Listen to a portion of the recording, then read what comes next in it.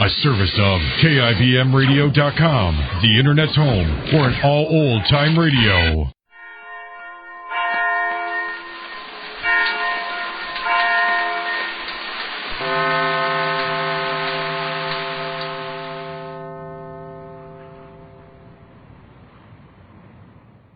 Well, Jane and Mr. Race staged a fake quarrel over a mink coat as an object lesson to Carl and Jane's niece Betty, newlyweds who have quarreled and separated. Mr. Race hopes to show the youngsters how ridiculous their quarrel is. When we left off, Jane was packing to leave home, and Carl and Betty, reunited for the moment, are dashing to bring Mr. Race home to keep Jane from doing so. The scene now is at the Aces' home, where we find Jane with Marge, who has just entered. Listen. So I told him I was going to pack up and leave here.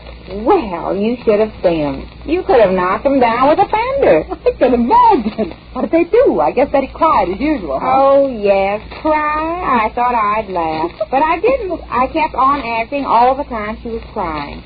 I kept saying, I won't stay in this house another minute. And Carl kept saying, you can't do that. And I said, well, I'm going to pack up, I said. Where were you going? I said, Well, where were you going after you packed? I wasn't really going. Don't you remember? I was only I asking. know, Jane, but I mean, where did you say you were going? Oh, they asked me that. They said, where will you go? And I said, oh, I don't know. I don't care. Maybe China, I said. Maybe home to Mother. Maybe both. Oh, Jane, you didn't. Yes, I did. Well, you should have seen me, Marge. Honestly, I was marvelous. Talk about acting. Well, it sounded so real, I would have gone packed and got on a train before you could say Bill Robinson. Except I didn't have a cent to Jane. Because last Didn't night... have a what? What? You say you didn't have a what? I didn't have a cent to Jane, my name. Oh, you didn't have a cent to Jane, huh? No, because last night when he left here, he forgot to leave my weekly allowance. Oh, well, we'll soon have that fixed up if this thing works according to plan. Now, you say the kids went to talk to Ace, huh? Yes, they're going to tell him that Betty's going to give me the mink coat for nothing. So in that way, I get the coat, and he won't have to pay for it, see? Very good. How did they come to that solution? I don't know. I went in to pack, and I left the two of them here talking. And the first thing I knew, they called me in and asked me if I wouldn't just wait long enough for them to go to see him and tell him about the coat. So I said, well, all right, I'll wait. And they ran out of here like a bat out of a belfry. Good work, Jane. Well, thanks. You see how it's working? They're so upset about you and your domestic risk that they've forgotten all about their childish arguments. They feel they're going to save your home from breaking up. Now, if they react the way I hope they will, it'll be easy to get them back together again. Just keep up the good work, Jane. You mean go on packing? No, but when you get here, you go on acting mad, you see? Oh, yes, I know what you mean. Just leave it to me, Marge. Honestly, you should have seen me. I was frowning around here like anything. I really did some acting. Atta girl, you keep that up. Everything's going to work out fine. Oh, sure it is. Not only are they going to make up, but I'm going to get a mink coat to boot. What? I say not only are Carl and Betty going to make up, but I'm going to get a mink coat out of it for nothing. Oh, now, Jane, you're not really going to take it. Well, oh, there they are now. Oh, you better let them in, Marge. Okay, Jane. Oh, well, wait a minute. Wait till I get mad. Right. You ready? No, wait. Don't look at me, Marge. You make me laugh. I've got to be mad. Wait till I frown. There. Now, how's that? That's perfect. All right, let them in. Yes, I'm coming. Do I look mad enough? Had enough to eat nails. Oh, that reminds me I haven't had any lunch yet. Well, what have we here? Oh, Maud. We got back as soon as we could. Where's Aunt Jane? She's here. Thank heaven. Well, what brings you home at this hour? I don't know. I didn't come because I wanted to. Just as a favor to Carl. Hello, Aunt Jane. Here he is. Hello, Betty. Hello, Carl. Hello, Marge. Oh, I get it. Well, I guess I'd better be going. Oh, no, not yet. Now, we're going to have this out now once and for all. Aunt Jane, he doesn't believe it. Uncle Ace doesn't believe you said you'd stay if I gave you that mink coat. Yes, tell him you said you would. Well, I might. Aunt Jane, you said you definitely would. You promised. Just a moment. May I inquire what's going on here? She said she'd give up this notion of leaving her husband if Betty gave her the mink coat. You see, the argument started when she wanted to buy the mink coat from Betty, and Mr. A said he couldn't afford it. Well, this way he doesn't have to buy it. We're giving it to her. We're giving it to her? Yes, we are. Who's we? Why, Betty and I, of course. Betty and you? Now, wait a minute now. I must have missed a chapter here somewhere. In the last installment I read, you and Betty were having your own difficulties over a mink coat. Oh, what does it matter about us?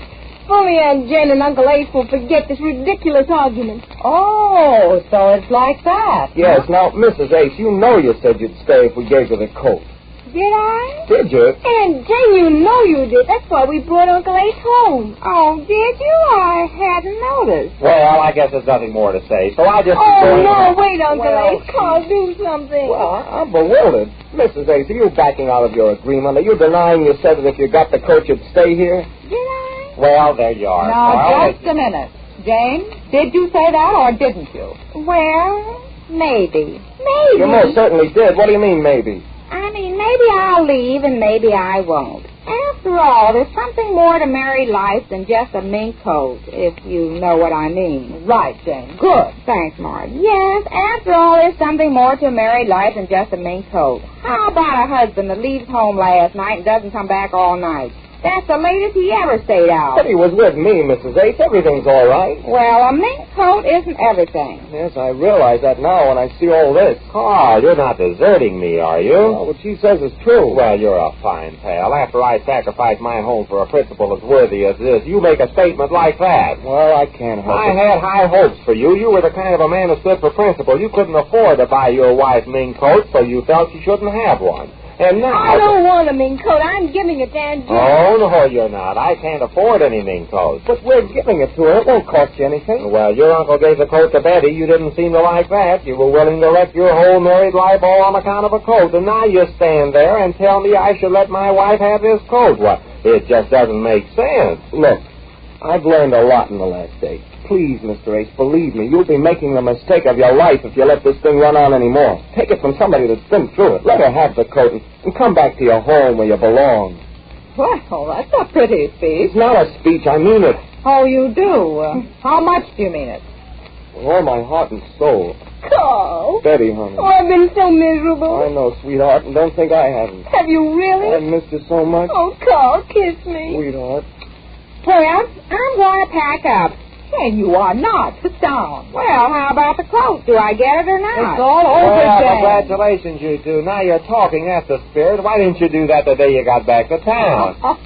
You two certainly were a problem. Yes, it took all we could do to bring you two together again. May I say, Miss Race, that you were magnificent as the irate husband? Well, thank you, Miss Hale, and I assure you What that... is all this? Aren't you going to be surprised? Carl, were they only Do kidding? you mean to say that you were kidding us? Well, not exactly kidding you, We were but... trying to hold up a mirror for you to look into. You saw how ridiculous your aunt and uncle were fighting over a coat, and you realized how ridiculous Then you weren't really going to leave each other? Over a coat? Are you kidding? Well, I'll Young fella, you certainly said a mouthful when you said I was making the mistake of my life letting this silly fight run along. And over a ridiculous thing like a fur coat. That's the point we were trying to make. And it looks as if we certainly made it. Now, you two remember this for a long time, will you? And every time you have an argument, or even think you're going to have one, just remember this childish fight over a coat. And remember how close to wrecking your lives you came over nothing. Thanks, Uncle Ace. I'll remember. Okay. Now, Betty, you go on in there and get your things together and get into that coat that started this whole thing and go on over and let Mr. Neff know you're back in town. Will I? Oh, Uncle Ace, I'm the happiest girl in the world. I'll only be a minute, sweetheart. You want me to help you, honey? No, I'll manage. Goodbye for a minute, honey. Take this kiss, darling. I got it. Well, I'm going to pack up. Oh, isn't that all? All right, Mrs. Barrymore, you can snap out of it now. It's all over. Oh, no, it's not. It may be all over for you, but how about my coat?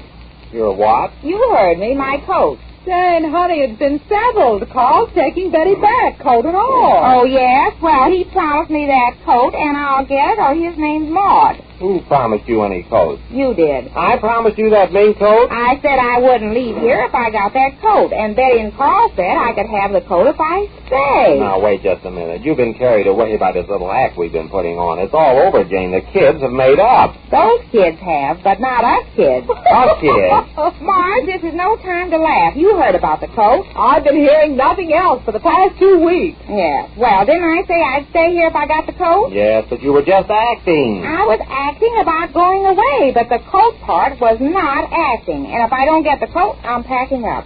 Packing up? Where are you going? Oh, I don't know. Maybe China. China? What are you talking about? I'm talking about China. I'll go to Dresden. Oh, Dresden, China. Yeah.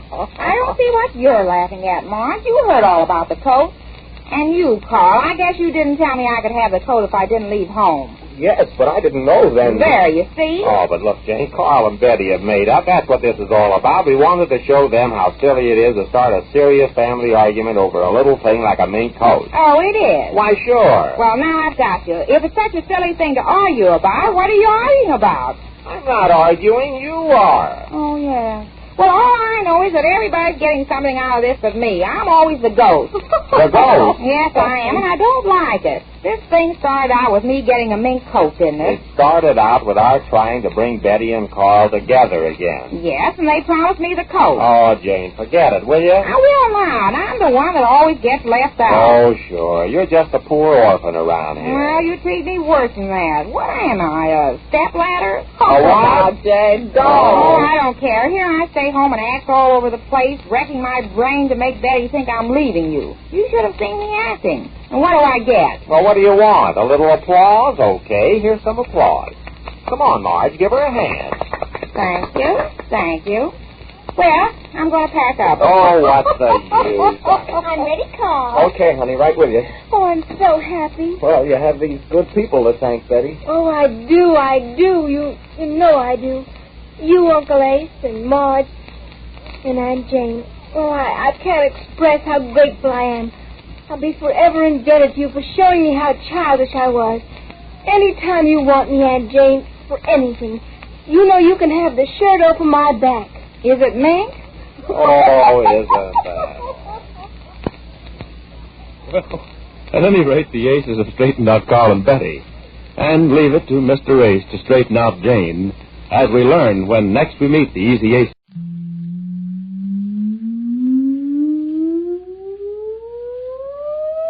Countdown for blastoff. X -5, -4, -3, -2, X -1, fire!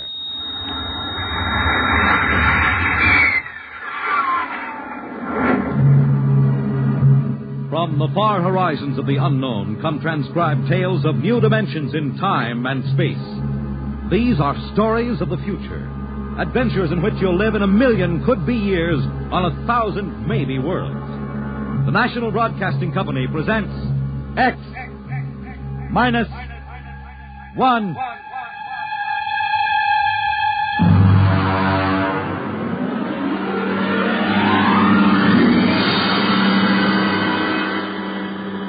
Tonight, X -1 presents Perigi's Wonderful Dolls by George Lefferts.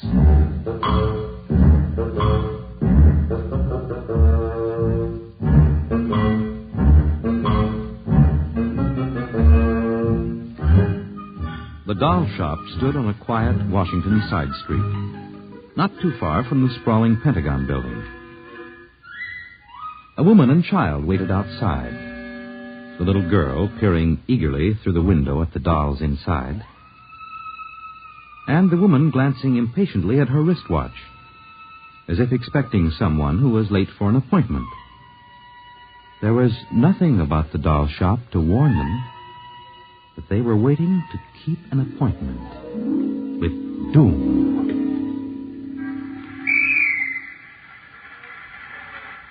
Mommy, look. What, dear? In the window of the shop, the tiny dolls. Oh, Mommy, do you think Daddy will buy me one? We'll ask him when he comes, dear. Should be here soon. He said 3 o'clock on this corner. I see him, Mommy. See?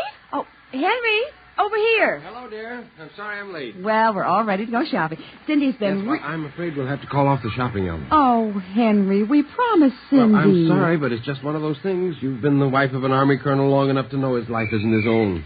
What is it this time? Some more of that flying sphere nonsense. The pilot who says he sighted it last month crashed and was killed today, and the general wants a full report. Oh, dear, what next? Well, I got a staff meeting at the Pentagon at 3:15.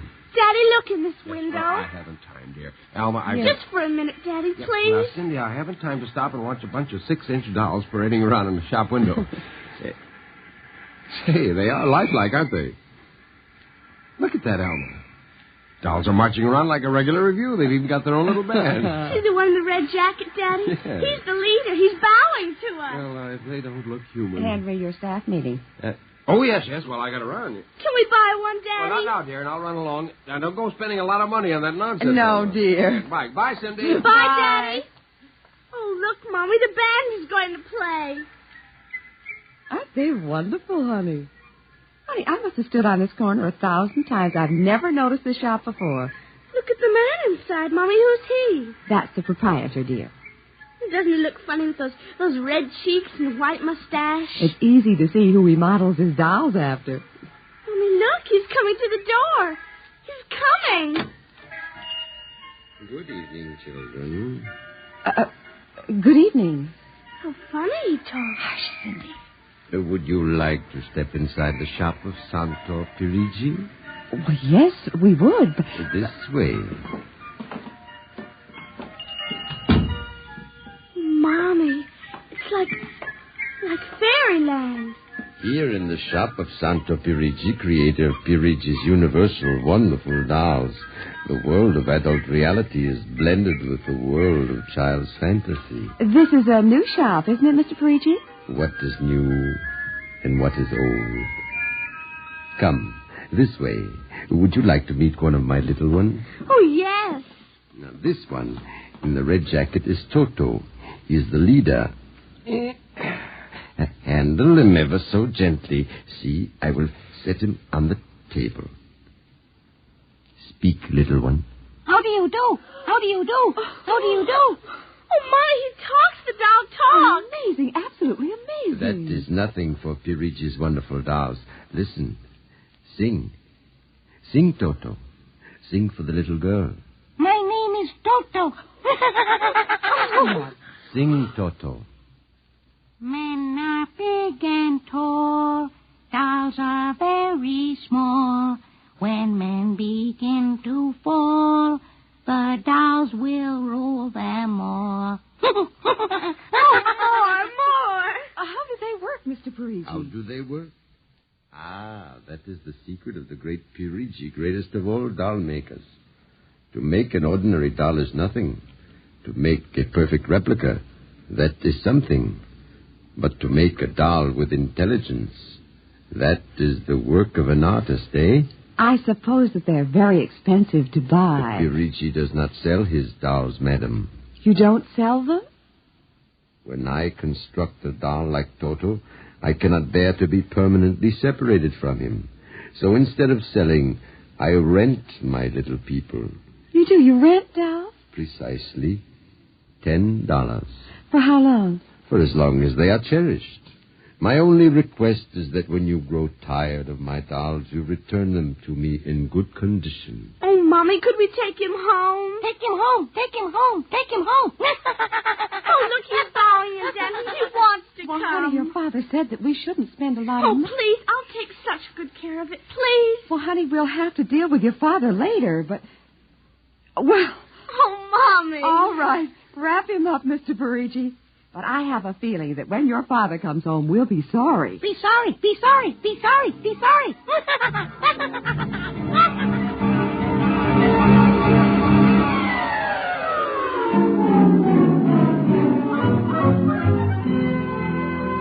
Now, Toto, this is my room, and you're going to sleep right here next to my pillow. I wish you wouldn't laugh like that.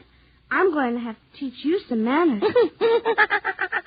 And you be quiet because my daddy will be home soon. And he's a colonel in the Air Force staff. And he'll bust you to private if you don't behave. Come along now. I'm going to introduce you to my puppy dog, Mr. Blister, so be good. Here, Mr. Blister. Here, Blister. Come on.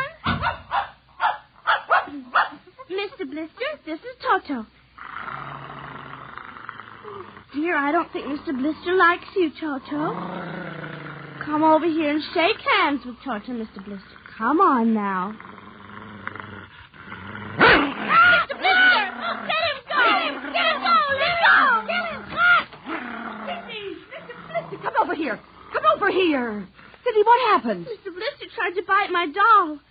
How frightened he is. Oh, honey, dolls don't get frightened. But he was frightened, Mommy. He screamed. You imagined it, dear. It's only a doll. He did. Well, Mr. Blister didn't mean it. Now, you know he's the gentlest little pup alive. He is, and he's nasty, and I hate him. Oh, now, see, you've hurt his feelings. I don't care. He tried to bite my new doll, and I don't ever want to see him again, ever.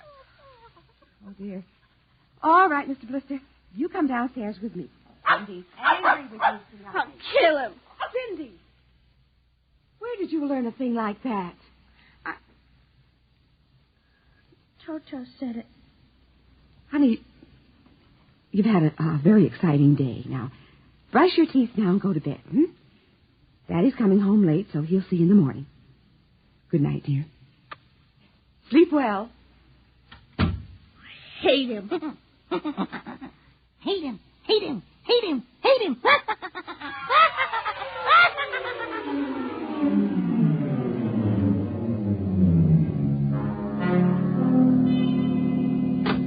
Morning, Alma. Breakfast ready? In a minute, dear. How was the staff meeting last night? Horrible bore as usual. I don't know what's got into the old man. Just because a few farmers corroborated the pilot's report, he thinks some strange aircraft has penetrated our radar zone. Well, where's the little one? Up in her room. Now, that's funny. She's usually down here before me. Well, she's probably up to something. Sit down, dear. Say, remind me to take some papers back to the War Department, will you? I left them in my strong box. You haven't been bringing your reports home, have you? Well, it's safe enough. Well, you told me it was against regulations to bring secret papers home. Well, I had to finish some work for the old man, and nobody will ever know the difference. Well, I don't know. Oh, would you feed the puppy before we sit down, Henry? Yes. His bowl's under the sink. Where is he? Say, that's funny. Here's his supper from last night, only half eaten. He's getting fussy. Doesn't like canned dog food anymore. Here, Blister. Here, Blister, Blister, Blister. I wonder where the dickens is that mutt? Maybe he's on the back porch. Here, Blister. Hey. Elma. What is it, dear? Elma, look. Henry, is he... He's dead. But how? From the looks of it, he might have been poisoned. But who would do a thing like that to an innocent little puppy? I don't know. Now, let me see his dish. Look at that. I don't understand this at all. Not at all. What, dear? What is it? There are pieces of broken glass in this food. Blue glass, you see? How? Henry. What? I just remembered something. What? It may be coincidence, but in the bathroom this morning... Well, what about the bathroom? Oh, Cindy's blue glass, the one with the Mickey Mouse on it, was broken. I found pieces in the wastebasket. I meant to ask her about it. Alma, for heaven's sake, you aren't suggesting that our little girl... Well, she loved Blister more than anyone. Not last night, she didn't. Why not? He went after Toto. Now, who is Toto? That's her new doll. Her what? Honey, I was meaning to tell you. But you bought her one of those dolls. I just rented it. Well, rented it. Now, look here, Alma. You know we haven't got the kind of money to throw away. Well, she had her heart set on it, dear. I used my dividend. All right. But what happened with Blister? Well, he went for the doll, and Cindy said she hated him. Oh, well, a child... She said she'd kill him. Where'd she get a thought like that? I don't know. Has she been watching those chillers on television? I don't know. Well, it's too ridiculous. Good heavens, a 9-year-old child putting ground glass in dog food. She'd have to be a monster. Mommy! She's coming. Well, don't say anything. I'll talk to her. Morning, dear. Morning, Mommy. Morning, Daddy. What's the matter? Sit down, dear. Yes, sir. Now, your mother tells me you broke your blue drinking glass. Oh, no, I didn't break it. Cindy. I didn't. Well, now, somebody broke it. It wasn't your mother, and it wasn't me. It must have been Toto. Cynthia. Cindy, you know Toto is only a doll. Now, a doll couldn't have broken your glass, could he? Well? I guess not. So we can't very well blame it on a doll, then, can we? But he must have done it, Daddy. Cindy, you know how Daddy feels about little girls who tell fibs.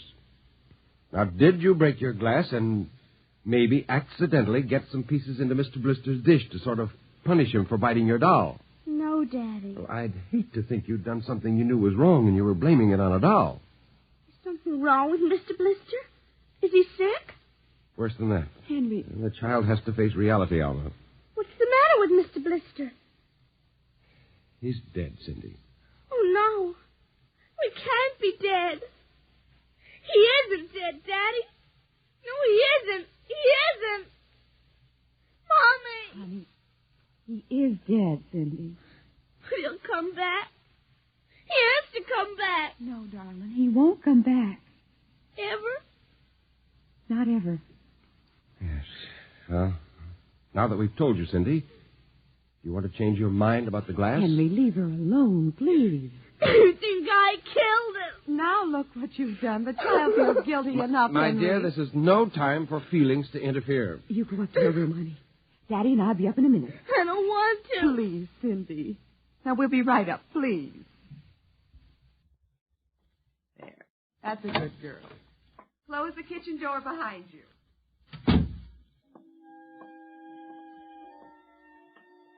Mr. Blister's dead. He isn't coming back. Ever. Ever. Daddy thinks it was me, but it was you. It was you.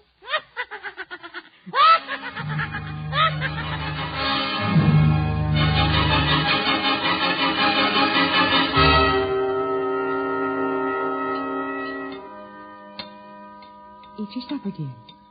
I'm not hungry. You scarcely touched your lunch. I don't feel like eating. Is it Mr. Blister? Now, answer your mother. She'll work it out her own way, Henry. Well, I don't know, Elma. When I was a boy, there was such a thing as discipline. Now, the way this child is being brought up... Henry! Well, it's true. There's no respect, lying, and... Oh, there, honey. Now, your father's upset. He doesn't mean Well, it. what's happened to us? We were a nice, peaceful, happy family until you bought that cursed doll. Now who's blaming things on the doll? Well, it's true. Oh, now I've spilled my coffee. I'll get you another cup. Never mind. I'm late now. I better be going. Oh, you wanted to get some papers from the strongbox. Oh, yes. Cindy, please, try to eat something. Yes, ma'am. Elma! Elma! What is it? Elma! It's gone. What's gone? The box, the strong box, is gone. It can't be. The door to your study's always locked. You and I have the only key. I know all that, and I tell you it isn't there. Well, who would go? I don't know. Elma, those confidential reports, if they ever got into the wrong I place... warned you about keeping them there. What if it ever came out in the open? Can't you see the papers? Call the police, Henry. And throw my Army career in a wastebasket after 17 years? No. We've got to find it ourselves. Well, it was there when I went in to clean this morning. What about your key? It's right here. I always keep it with me. It's funny. Oh, no. My other keys are on the ring. Oh, you've lost it. I don't see how. Elma, how could you do Oh, it? Henry, please. We'll search the house. I can't think of anything else to do. Well, you'll miss the staff meeting. Meeting? My whole career goes up in smoke if we don't find those reports. Somebody got hold of your key and opened that room and... I know. Cindy. You leave the child alone. She's been through enough. You know she wouldn't do a thing like that. I don't know anything anymore. I don't even know my own child. I don't even know you. All I know is that strongbox is gone and it contains papers that are dynamite if the wrong person gets them. The question being who? What's that? Coming from upstairs, it must be Cindy's doll. Oh, that blasted doll again. Something must have set it off. I don't know how the mechanism works. For heaven's sakes, let's go up and shut it off.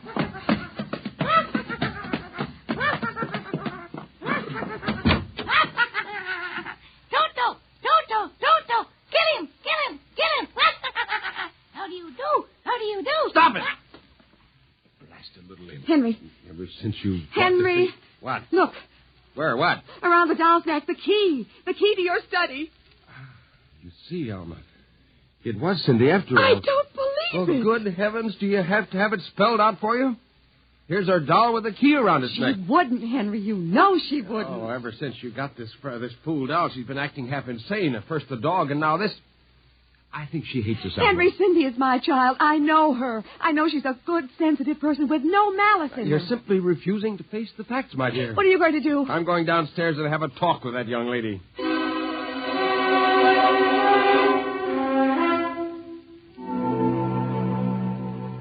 You're not telling the truth, Cindy. I am. Cindy, now you know that strongbox is very important to me.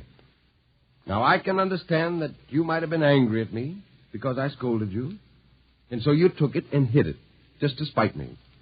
Now, all I ask is for you to tell me the truth. Now, Where is it? I didn't take it, Daddy. Honest, I didn't take it. Yeah. I suppose you're going to tell me now that a little 6-inch doll took it and hid it. Well, I'm speaking to you, young lady. But I didn't take it, Daddy. You don't understand. Toto did it. He's terrible, awful. He says things. He's going to kill everybody. Cindy, you're inventing things. It's true. At night when I'm sleeping, he stands next to my pillow and whispers things to me. Awful things. He told me he'd kill me, too, if I told you. I think this child is sick. I think she needs a doctor. She's frightened, Henry. She's trembling like a leaf.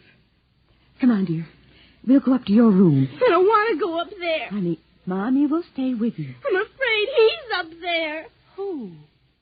Toto. Well, he won't be up there for long. Mr. Toto is going right back to Perigi's wonderful doll shop before I lose my sanity, which means right now.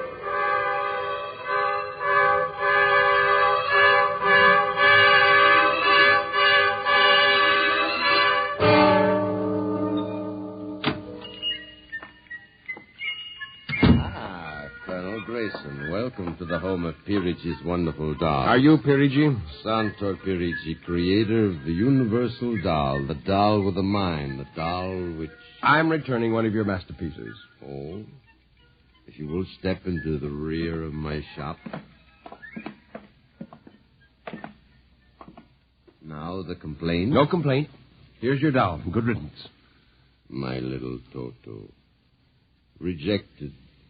You found the world of men too filled with hate. Hate, hate, hate, hate. We will change all that later on. Return to your comrades in the window, little one.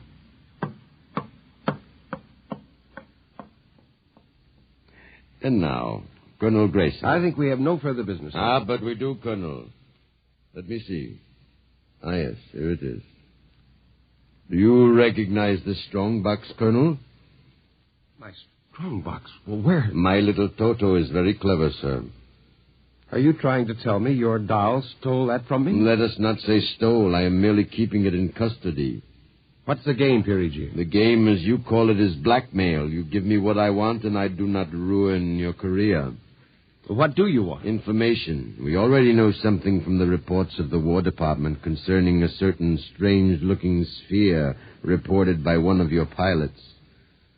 What government do you represent? I represent Perigi's wonderful dolls, none other. I am not so naive, sir. Perhaps I should explain. Each man hides something from the world. Each man loves something more than life. With the help of my wonderful dolls, I obtain personal information which enables me to control the men who control the world. You're a madman. A genius. You would be surprised at the list of men who have become the confidants for my dolls. Do you think you can blackmail me into betraying my country? If the price is right. And in this case, sir, the price is your career and the lives of your wife and child. Why are you so interested in the flying sphere? Let us say for reasons of my own. Well, Colonel? Hand over the strongbox. I warn you, I have a gun. Give it to me. You are being foolish. Put down that walking stick. Now. No closer. Now.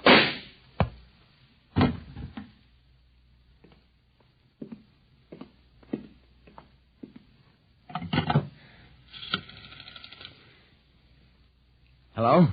Give me the police. Hello? This is Colonel Henry Grayson. I've just killed a man. Yes, Perigi's doll shop, corner of 4th and Lexington. The body is in the back room. Yes, I'll wait for you. Shut up. Shut up, you little fiend. Colonel Grayson. Did I hear it speak? Colonel Henry Grayson. I must be going out of my mind, a 6-inch doll. Shut up! Your master's dead. You are mistaken, Colonel.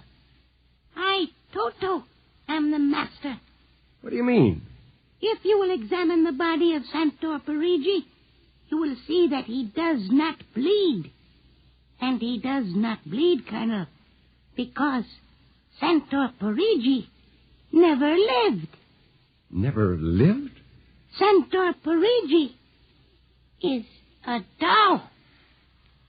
A doll? But that's impossible. He's a man. He talks. He walks. The people of Meretrix are skillful doll builders. People of Meretrix doll, but... Look, who are you? I am Xanthus Imperator, commander of the legions of the third planetoid, Meretrix. Legions? Planetoid? My people and I, whom you regard as dolls, come from a tiny planet beyond the moon, so small that it cannot support our population. We landed one of our space spheres on Earth 3 months ago with the intention of colonizing. Unfortunately, one of your pilots intercepted us. So that's why you wanted our information. Precisely. Are you human? Oh, quite human. Of course, in order to deal with Earth people without suspicion, we were forced to construct Perigi, a man-sized doll. Well, I can't believe this. I'm having hallucinations. I'm going to get out of here. Oh, that would be impossible. We have weapons of destruction quite unknown to Earth people. Well, I phoned the police, and they'll be here soon. By the time they arrive, my people will have prepared something quite shocking.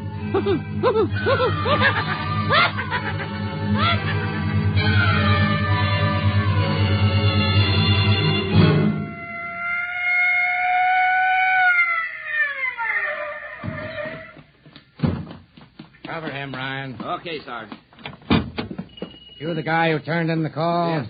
Where's the body? Well, it isn't exactly a body. What do you mean? It's a doll. A what? Well, you've got to let me explain. Now, this sounds fantastic, but I've stumbled onto an unbelievable plot to control the world. Keep talking. Now, these little dolls, they aren't really dolls. They're tiny people. There's a big doll named Santo Perigi, and he runs a shop. Holy smokes. He's off his trolley, Sarge. Listen, mister, we got a call that there was a murder here. Now, if there was one, where's the body? Behind those curtains in the back. Only it isn't really a body, you see. What? I hear something back there, Sarge. All right, cover those curtains. You! Is anyone back there? Come on out. Come out or we'll come in and get you. Something's coming. The curtain's opening. Welcome, gentlemen. Perigi. Well, this is impossible. I smashed his skull. You know this guy? Yes, that's the one. That's the doll. What's your name, mister? Perigi. Santo Perigi, creator of the Universal Doll. You ever see this man? Never until just now. What? Well, he's lying. I tell you, he's nothing but a life-size doll. The real masters are these little dolls. Ryan, are you getting this? He's wacko, Sarge. Nutty as a fruitcake. Look, I'm not crazy, I tell you. I can prove it. They must have fixed up his head when I smashed it in. Touch him, you'll see. Mr. Perigi, you know what the guy is talking about. The man is demented, obviously. Look, I tell you, there's a plot to control the Earth. Listen, you've got to let me call the War Department. They'll want to know about the flying sphere. Holy mackerel, this gets worse every minute. Ryan. Take him to headquarters? Save some time. Take him down to the psycho ward. Okay, Buck Rogers. Come along nice and quiet. Look, you've got to listen to me. Don't you see the future of mankind is at stake? Sure. I know how it is. Look, he's nothing but a man-sized doll. Touch him. And the little ones are going to take over the Earth. I know. I had the DTs once. Okay, Sarge. We'll see you later. Please. Come along. Please, now. listen to me. You've got to listen to me. Sorry to cause all this trouble, Mr. Perigi. Not at all, sir. Not at all. Well, I'll be. Well, nah, that ain't the cutest little doll. Say, my little girl will be nuts for that. So perhaps you will accept it as a gift? Well, now. For saving my life. That madman might have killed me. No home is really complete without one of Perigi's wonderful dolls, Sergeant. Is that right, Toto? Yes, but I would like in some way to show my gratitude. You will be doing me a favor if you will take the doll home to your little daughter. Say, this ought to make her the happiest girl in the world. Yes, Toto will come as a great surprise. A very great surprise. Won't it, Toto?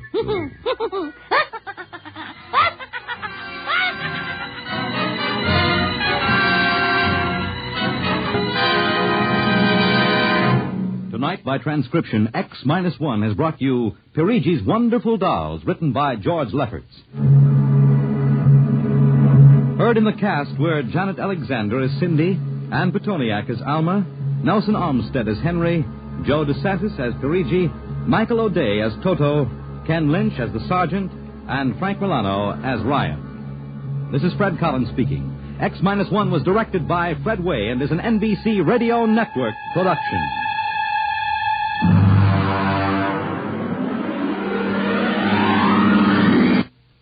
Tonight's story concludes the present series of stories of the world of the future. If you'd like to hear X-1 return to the air at some later date, please drop us a postcard or letter addressed to X-1, care of the National Broadcasting Company, RCA Building, New York.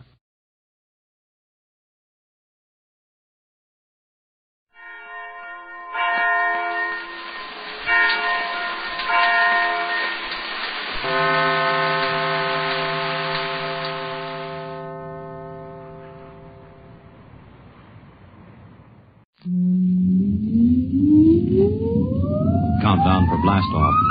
X-5, 4, 3, 2, X-1, fire.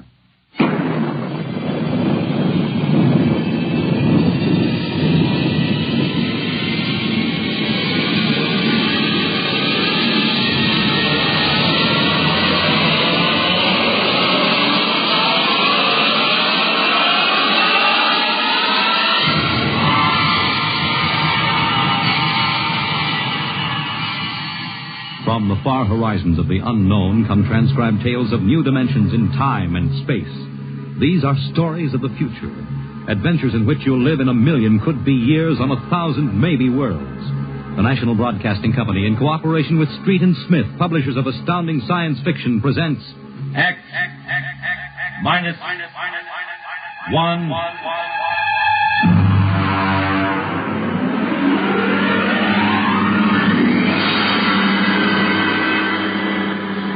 Tonight's story, The Green Hills of Earth.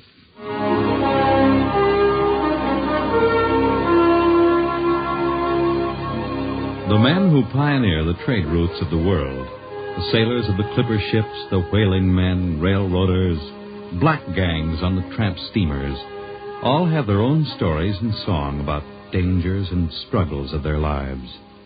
This is the story of Riesling, the blind singer of the spaceways. When I first met him, he was hustling drinks in the Twin Moons bar at Dry Waters, Mars. He'd won a guitar off a Chinese barkeep at Luna City by cheating at one thumb. And he made his whiskey by singing in the bar and passing the hat. Listen to her, Hertzman. Don't you sing pretty? Like a 16-year-old gal.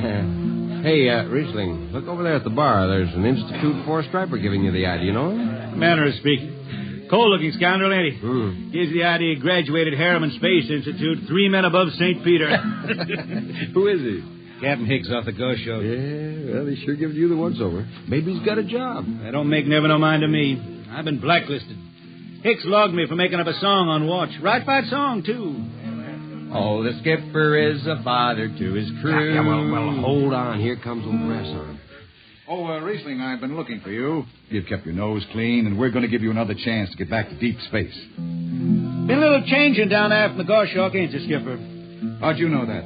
You got that new atomic pile drive. If there's been a leak at the shops, take it easy, Skip. You'll have that gold braid just a-crawling right up your arm. Quit stalling, Riesling. Take it or leave it. It's a loop trip to Jupiter with the standard release. I reckon. Double pay when you get back, if you get back.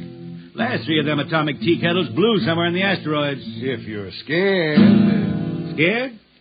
Well, that Goshawk is one stinking old tub. Her engine's got more bugs than a beagle dog in spring. And that new drive's about as safe as a pretty gal in the Ozarks.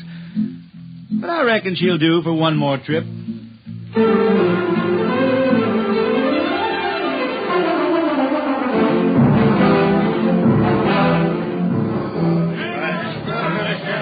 Welcome home, Riesling. Hi, Jimmy Leg. Meet my friend Hertzman. He can't hold his liquor no more than a sieve, poor boy. Riesling, you sober enough to sign the book? Drunk or sober, I make my mark. Stand aside. 3 X's? Took me a middle name. Ha, ha, ha. You two lay below. And Hertzman, yeah? Get him sobered up before the skipper makes rounds.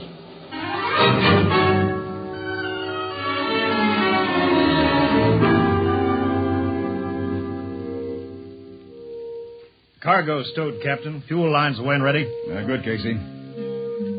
What's that? What? Oh, that's a guitar, I guess. If it's that shoeless hillbilly, I'm going to tell him... Hi, Skipper. Riesling, what the devil are you doing up here? That number 2 jet ain't fit. Cadmium dampers are warped. Crooked like a turtle's back. Well, why tell me? Tell the chief engineer. I did. He says they'll hold. Well? He's wrong. Oh, he's wrong, eh? He's got a Harriman Institute degree in electronics and power. And some drunk space rat says he's wrong. Skipper, I was damping jets when that shirt-tail tad wore pins for buttons. I got no time for your Riesling. Scratch your name off the book and get out. No, don't get excited. Well, are you shipping or not? I reckon. Then get below. That's all. Casey, sound takeoff. Aye, sir. Come on, boys.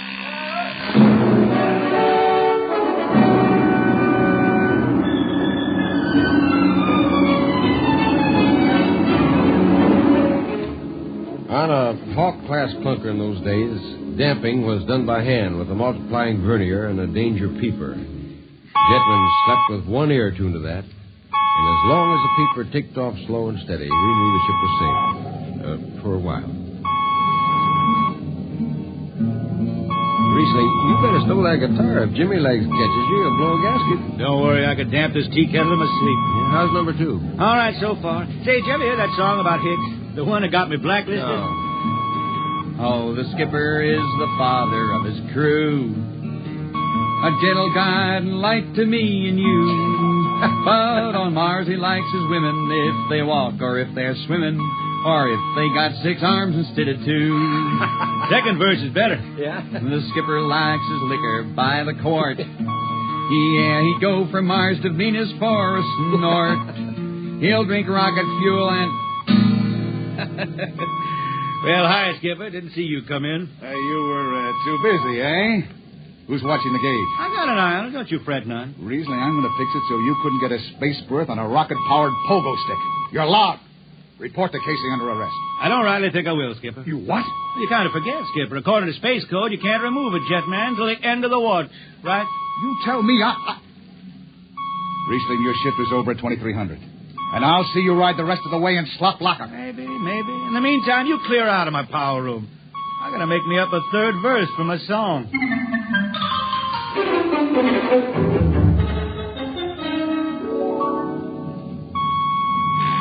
Yeah, I got it. Power room. Damp number 2, a point. Number 2, Hold on, Hertzman. Jimmy Legs, is that force-drive boil up there? Give me that, Casey. Riesling, I've taken about enough from you. And I got a little news for you, Skipper.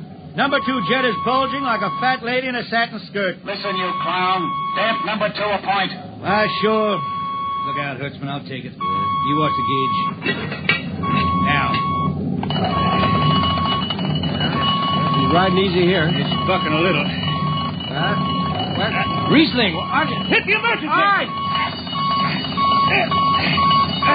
She won't get it, but that warp. There go the lights. Duck her. Duck. Riesling! Stay down behind the baffle. I've got to take a look. It's radioactive. Look out. I've got to fish the hot stuff out of the tube. What's going on down there? Shut up, Jimmy Legs. I'm busy. She's tight now. What happened? Number 2 blew, you lunk-headed space rat. You all right? A little sunburn. Lights are gone. What's the matter with the emergency circuits? Riesling. Jimmy Legs, get some lights down here. It's dark. Get the emergency light on. But they're on, Riesling. They went on right after the blast. The lights are on. What are you talking about? Dark. Jimmy Legs! Jimmy Legs, turn on the lights. Turn on the lights.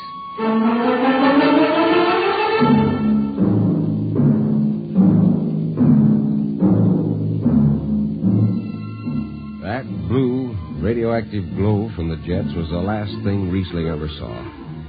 His optic nerve was burned out in an instant. He was in sick bay on the rest of the trip, and on the swing back, we set Riesling down at Drywater. I ran into Riesling about 2 months later, playing his guitar on a jetty that ran out into the canal. He had a dirty rag tied over his eyes with a jetman's knot, and his hat was on the wharf beside him. And when he finished, we walked out along the canal. Yeah, I'm doing right fine. Working saloons mostly. I've been thinking some funny songs, Hertzman. The words come out different than they used to. Come on along the canal with me. Sure. Here, take my arm. I know the way. That's another funny thing, Hertzman. I figure I know it better than other folks. Look back there, towards the city. What do you see? New factory buildings? You could smell them from here. I still remember them old Martian towers, old before Bible times on Earth. Thin and graceful like the fairy palaces my old grandma used to tell about down home in the hills. Yeah, they torn them down now, or else blocked them up with cinder blocks. Hertzman, when I stand out here in the canal, I can see it the way it used to be. The water ice blue with the stars shining up out of it. Way off there, the city with the towers sweeping up like a bird flying off a tree. I can see it. Now it's the dirtiest stinkhole in the system. Not to me. Listen, Hertzman. Won't tire the race that raised the towers. Forgotten are their lords. Long gone the gods who shed the tears that lap these crystal shores. Slow beats the time-worn heart of Mars beneath this icy sky. The thin air whispers voicelessly that all who live must die. Look that up? I can't figure it myself. I never put words together like that before. I reckon it's just I got time now to study the words and shine them up in my head till they sing true. Why don't you go home, Riesling? Home? Earth. I've been thinking about that, Hertzman. When I was a young'un down in the Ozarks, I used to climb a big old oak tree my daddy had in the dooryard. You could see the hills for miles, green and cool. I've been thinking about that. Well, why don't you go back then? Someday, Hertzman, but I couldn't face those hills now. I couldn't stand to see black when I knew they was lying all around me, cool and green in the sun. I couldn't stand that. Yeah. Well, let's get back to town, Hertzman. I made $3.50 Martian today, and I'm all set to drink it down before dawn. Come on.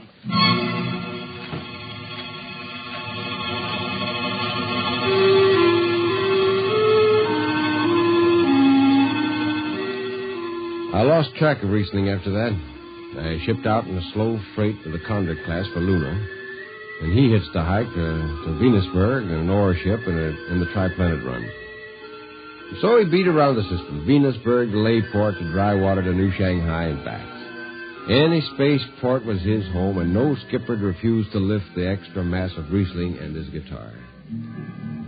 He made up his song sitting out watches down in the power rooms with old shipmates, while the monotonous beat of the jets shook the hull plates.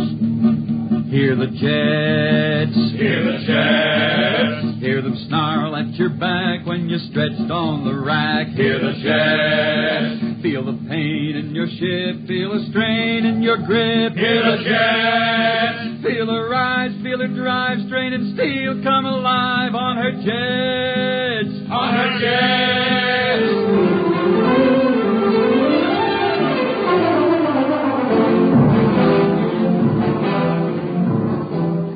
Little by little, his songs began to travel along with spaceways ahead of him. Raw spaceman songs. A different kind of song. Strange, sad songs, like the ones you find printed in the Centennial editions. Well, there's one called Dark Star Passing and Death Song of a Weed Coat. And then finally, The Green Hills of Earth. It grew for 20 years, that song. They say it started way back when Riesling was down in the labor camps in Venus singing for the indentured men. When when he hit Venus, he'd always head out to the backwoods to sing for them. First, if someone will kindly pass a bottle. Oh, it ain't much, Riesling. Here. It'll do. Oh. Oh, what is that stuff? Tequila. You can't make him good here on Venus. What do you use? Karak bush. It is different. How'd you come to sign on? When a man comes out the village from the city, he says there's work. You sign the paper and you work. Work. It's work, all right. 10 stinking hours in the jungle with machete. How long you signed for? Well, then I only speak Spanish. I don't know. The paper says 10 years. 10 years. How long you got to go? What's the use? We ain't getting home. You know how many men die out there in the swamp today? 10 men. 10. What's the use? My mother, she's dead. My father don't care. Girl? Oh, she says she waits. I don't know. You sing some more, Riesling. We drink and you sing, huh? Maybe a new song, son. We rot in the molds of Venus. We retch out of tainted breath. See? Foul are flooded jungles, crawling with unclean death. We've tried each spinning space mote and reckoned its true worth. Take us back to the homes of men and the cool green hills of earth. Take us back. What's the matter? Finish the song, Riesling. I can't yet. It just don't come. I'll finish it when I go home. That's it. When I go home to the hills. Now pass that bottle. A dawn whistle don't blow for 4 hours.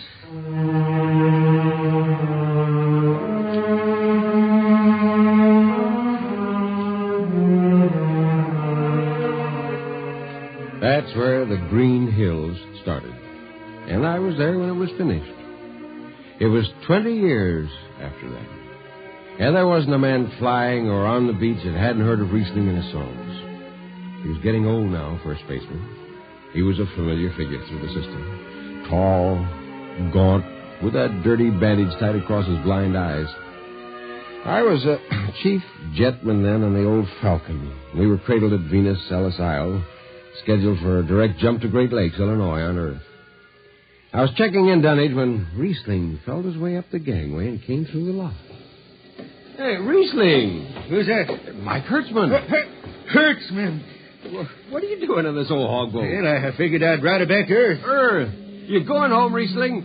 I thought you were never going to make that run. What changed your mind? Oh, I've been hankering to set foot in the Ozarks again. Yeah, how about those hills? Yeah, I've been singing about them so long now, Hertzman. I got to finish the song. I got to set foot in the dooryard and hear the wind through that oak tree. It's about the last thing I'll be doing. I got to get home before... Look, Riesling, there's a new company policy in effect now. No more deadhead rides. A new code book's in force. Oh, that don't bother me none. I'm riding it back to Earth. I'm going to finish my song. It's got to be there. Yeah, but the skipper's one of them youngsters fresh out of Harriman Institute cadet training. He'll throw the book at you. At me? I've been around space as long as Haley's Common, Bruce's Ridge. I'm going back to Earth. The cool green hills of Earth. I'm going home. Was it cured, Hertzman? Yes, sir. What are you doing here? This is Riesling, Captain. Riesling, huh? I'm dragging it back to Earth, Captain. Not in this ship.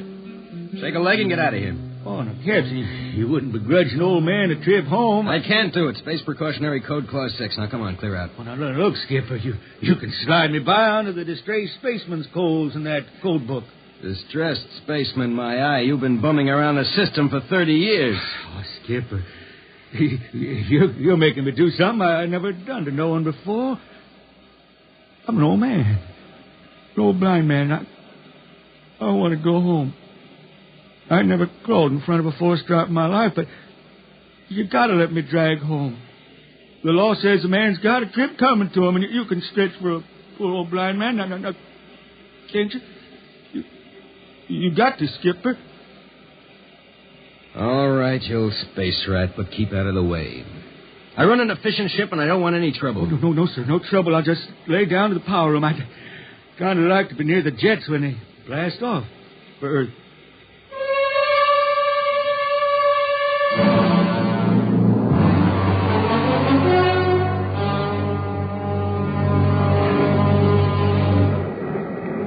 Sit down, Riesling. Take a load up. Hey, thanks, Mac. Power room, fire 3. Aye, sir.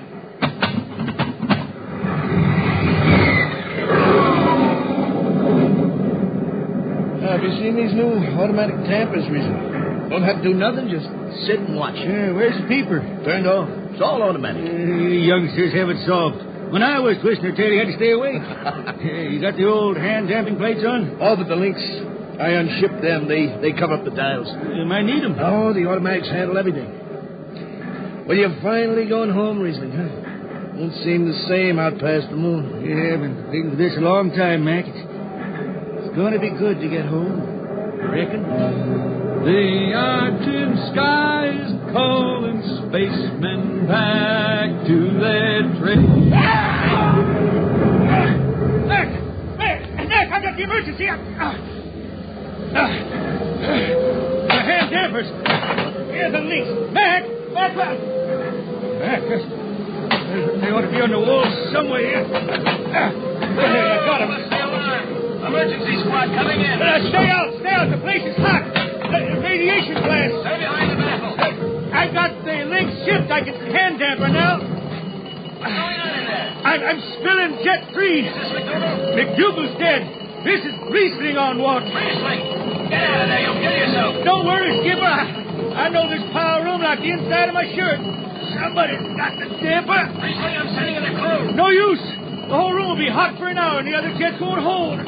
Oh, Skipper, throw on a recording tape. What? Throw on a recording tape. I got a song to finish. And I got to make it right now.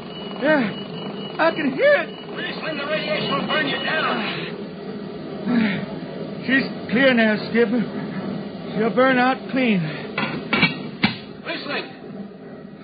Riesling, are you all right? I reckon. Pretty sharp sunburn.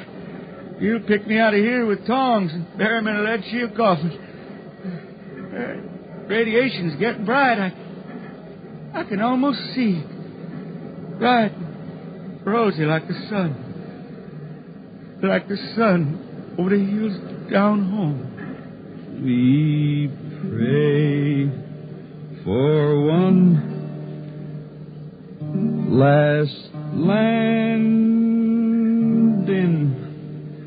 on the globe that gave us birth. Let us rest our eyes on the fleecy skies of the cool green hills of earth. That's the way he died. Riesling, the blind singer of the space rays, singing of the home he never reached, the cool green hills of Earth.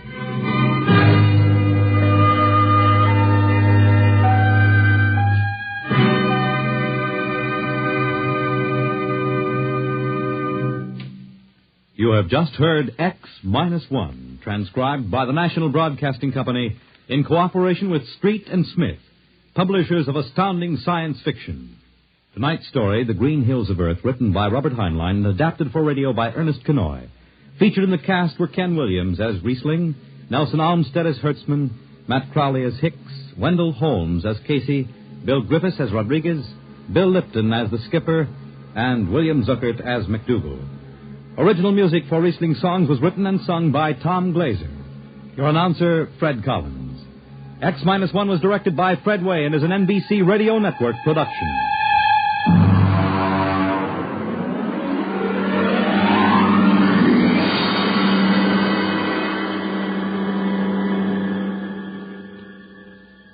And now, next week, the strange story of Dr. Grimshaw's sanitarium and of a patient there who suddenly found himself involved in a game of cat and mouse. But the man had actually been reduced to the size of a mouse, while the cat remained full size. What happened then? You'll learn next week. Convicts tell their true stories on The Loser, tonight over most NBC radio stations.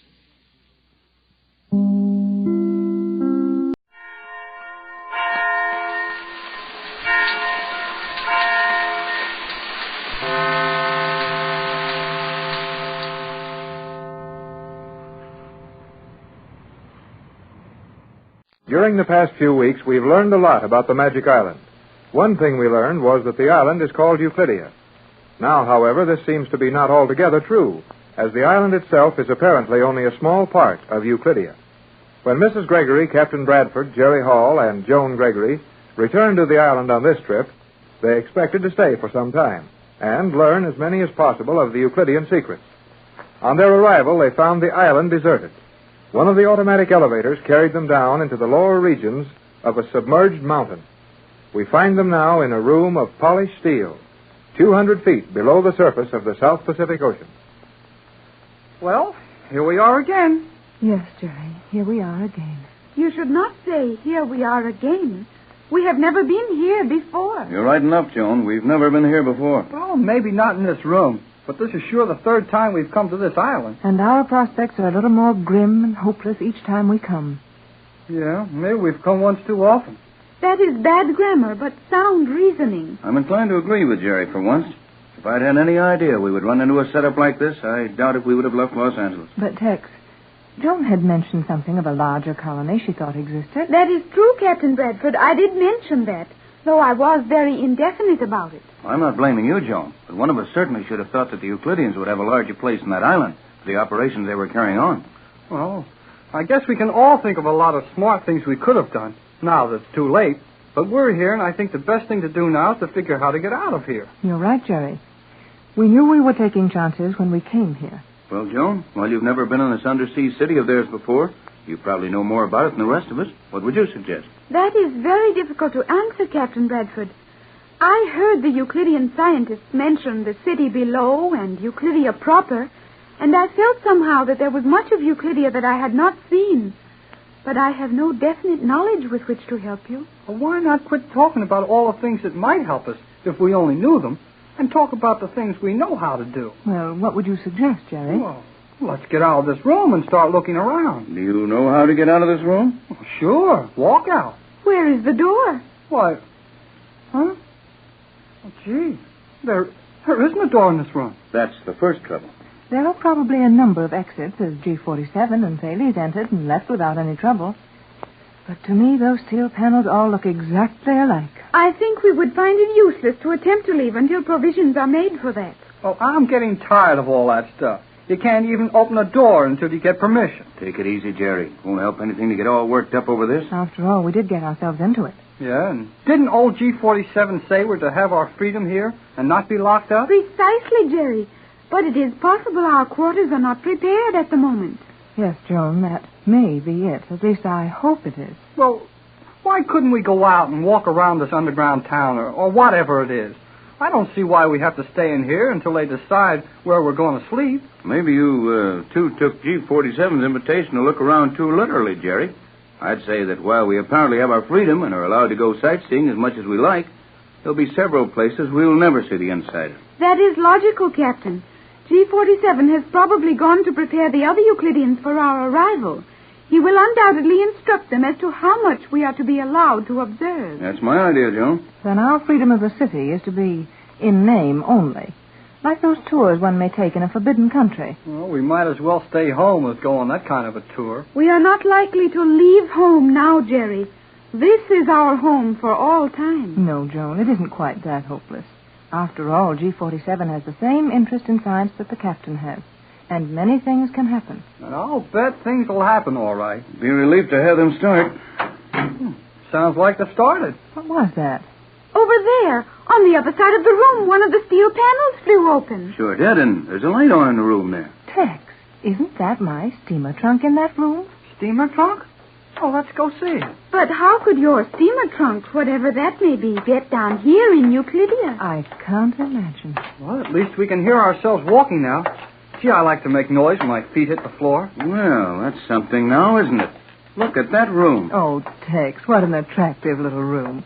Like a stateroom on a fine ocean liner. Mother, are those not your articles of clothing? Yes, Joan. My things are as well laid out in this room as if a maid had cared for them. Boy, and there's a wooden floor in here. Listen to this. This is the most natural place I've seen since we left Los Angeles. I never imagined such a room could be found in Euclidia. Well, it looks like you're fixed up all right, Mrs. Gregory.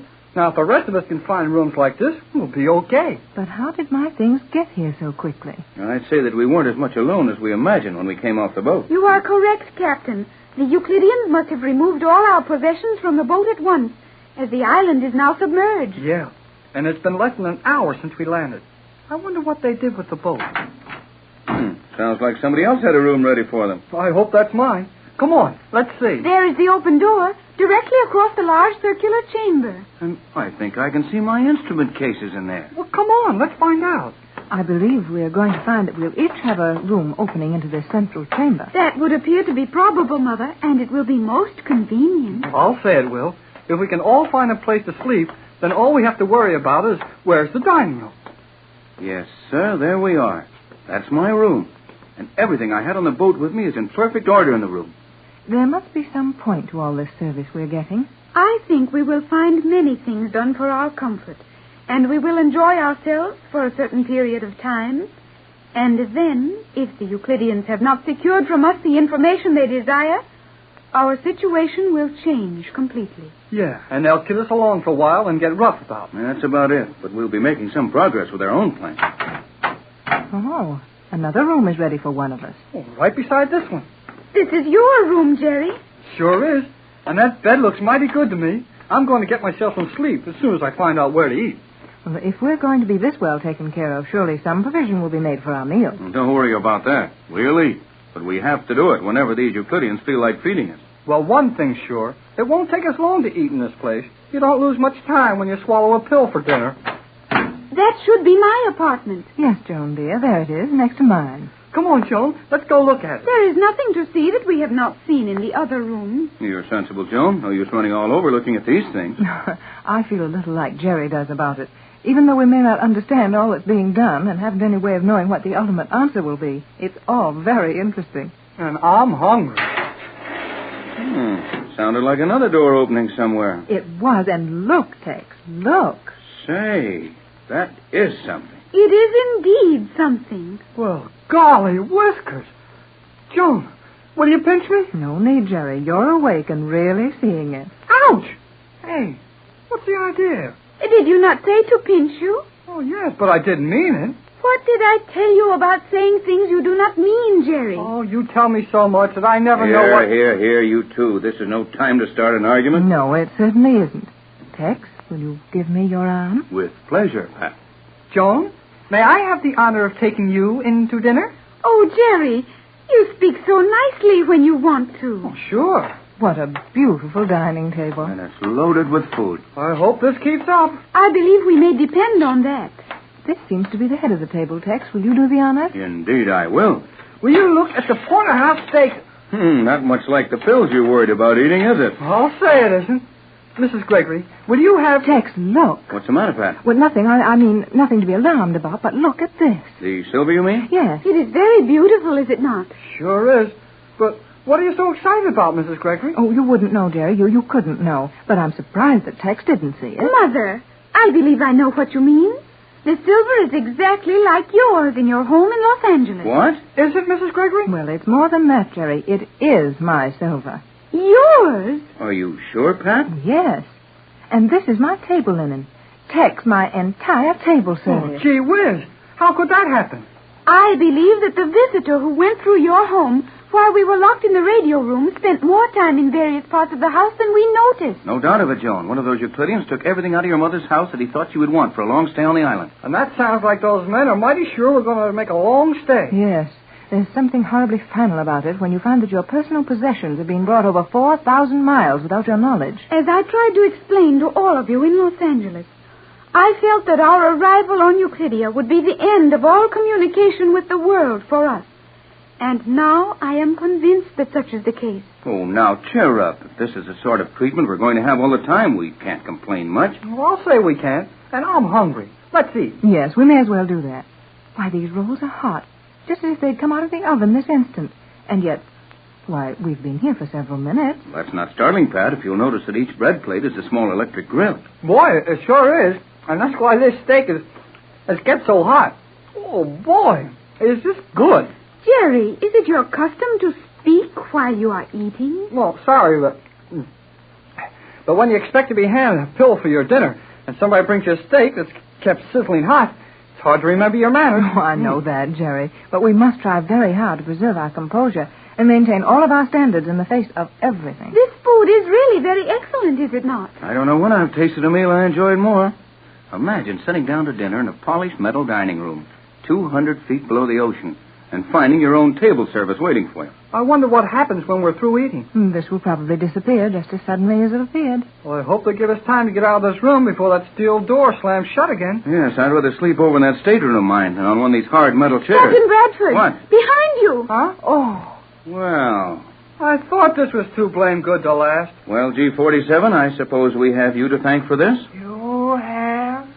Though your thanks would mean nothing. Nevertheless, we extend them. Do we take care of this stuff, or does it go away like it got here? The facilities for your meals will be at your disposal at stated intervals. You will have 1,800 seconds in which to complete each meal and leave this room. We eat on time and when and what you tell us to eat, huh? Precisely. When may we begin our tour of Euclidia? Tomorrow morning, you will find the main passageway open. You may proceed through the city as you will, and I might suggest that you take every advantage of the comfort and security offered you. Adapt yourselves to this method of living, as you will remain here for the rest of your lives. Far below the surface of the South Pacific Ocean, the Gregory party have spent their first night in Euclidia, the hidden city of the Euclidean scientists. Mrs. Gregory, her young daughter Joan, Captain Bradford, and Jerry Hall found very fine quarters assigned to them in the Euclidean city. They also found a splendid dinner served with Mrs. Gregory's own table linen and silver. They have just finished breakfast, which appeared mysteriously at the right moment. As we find them now, our four adventuring friends are seated around the breakfast table, discussing their plans for the day.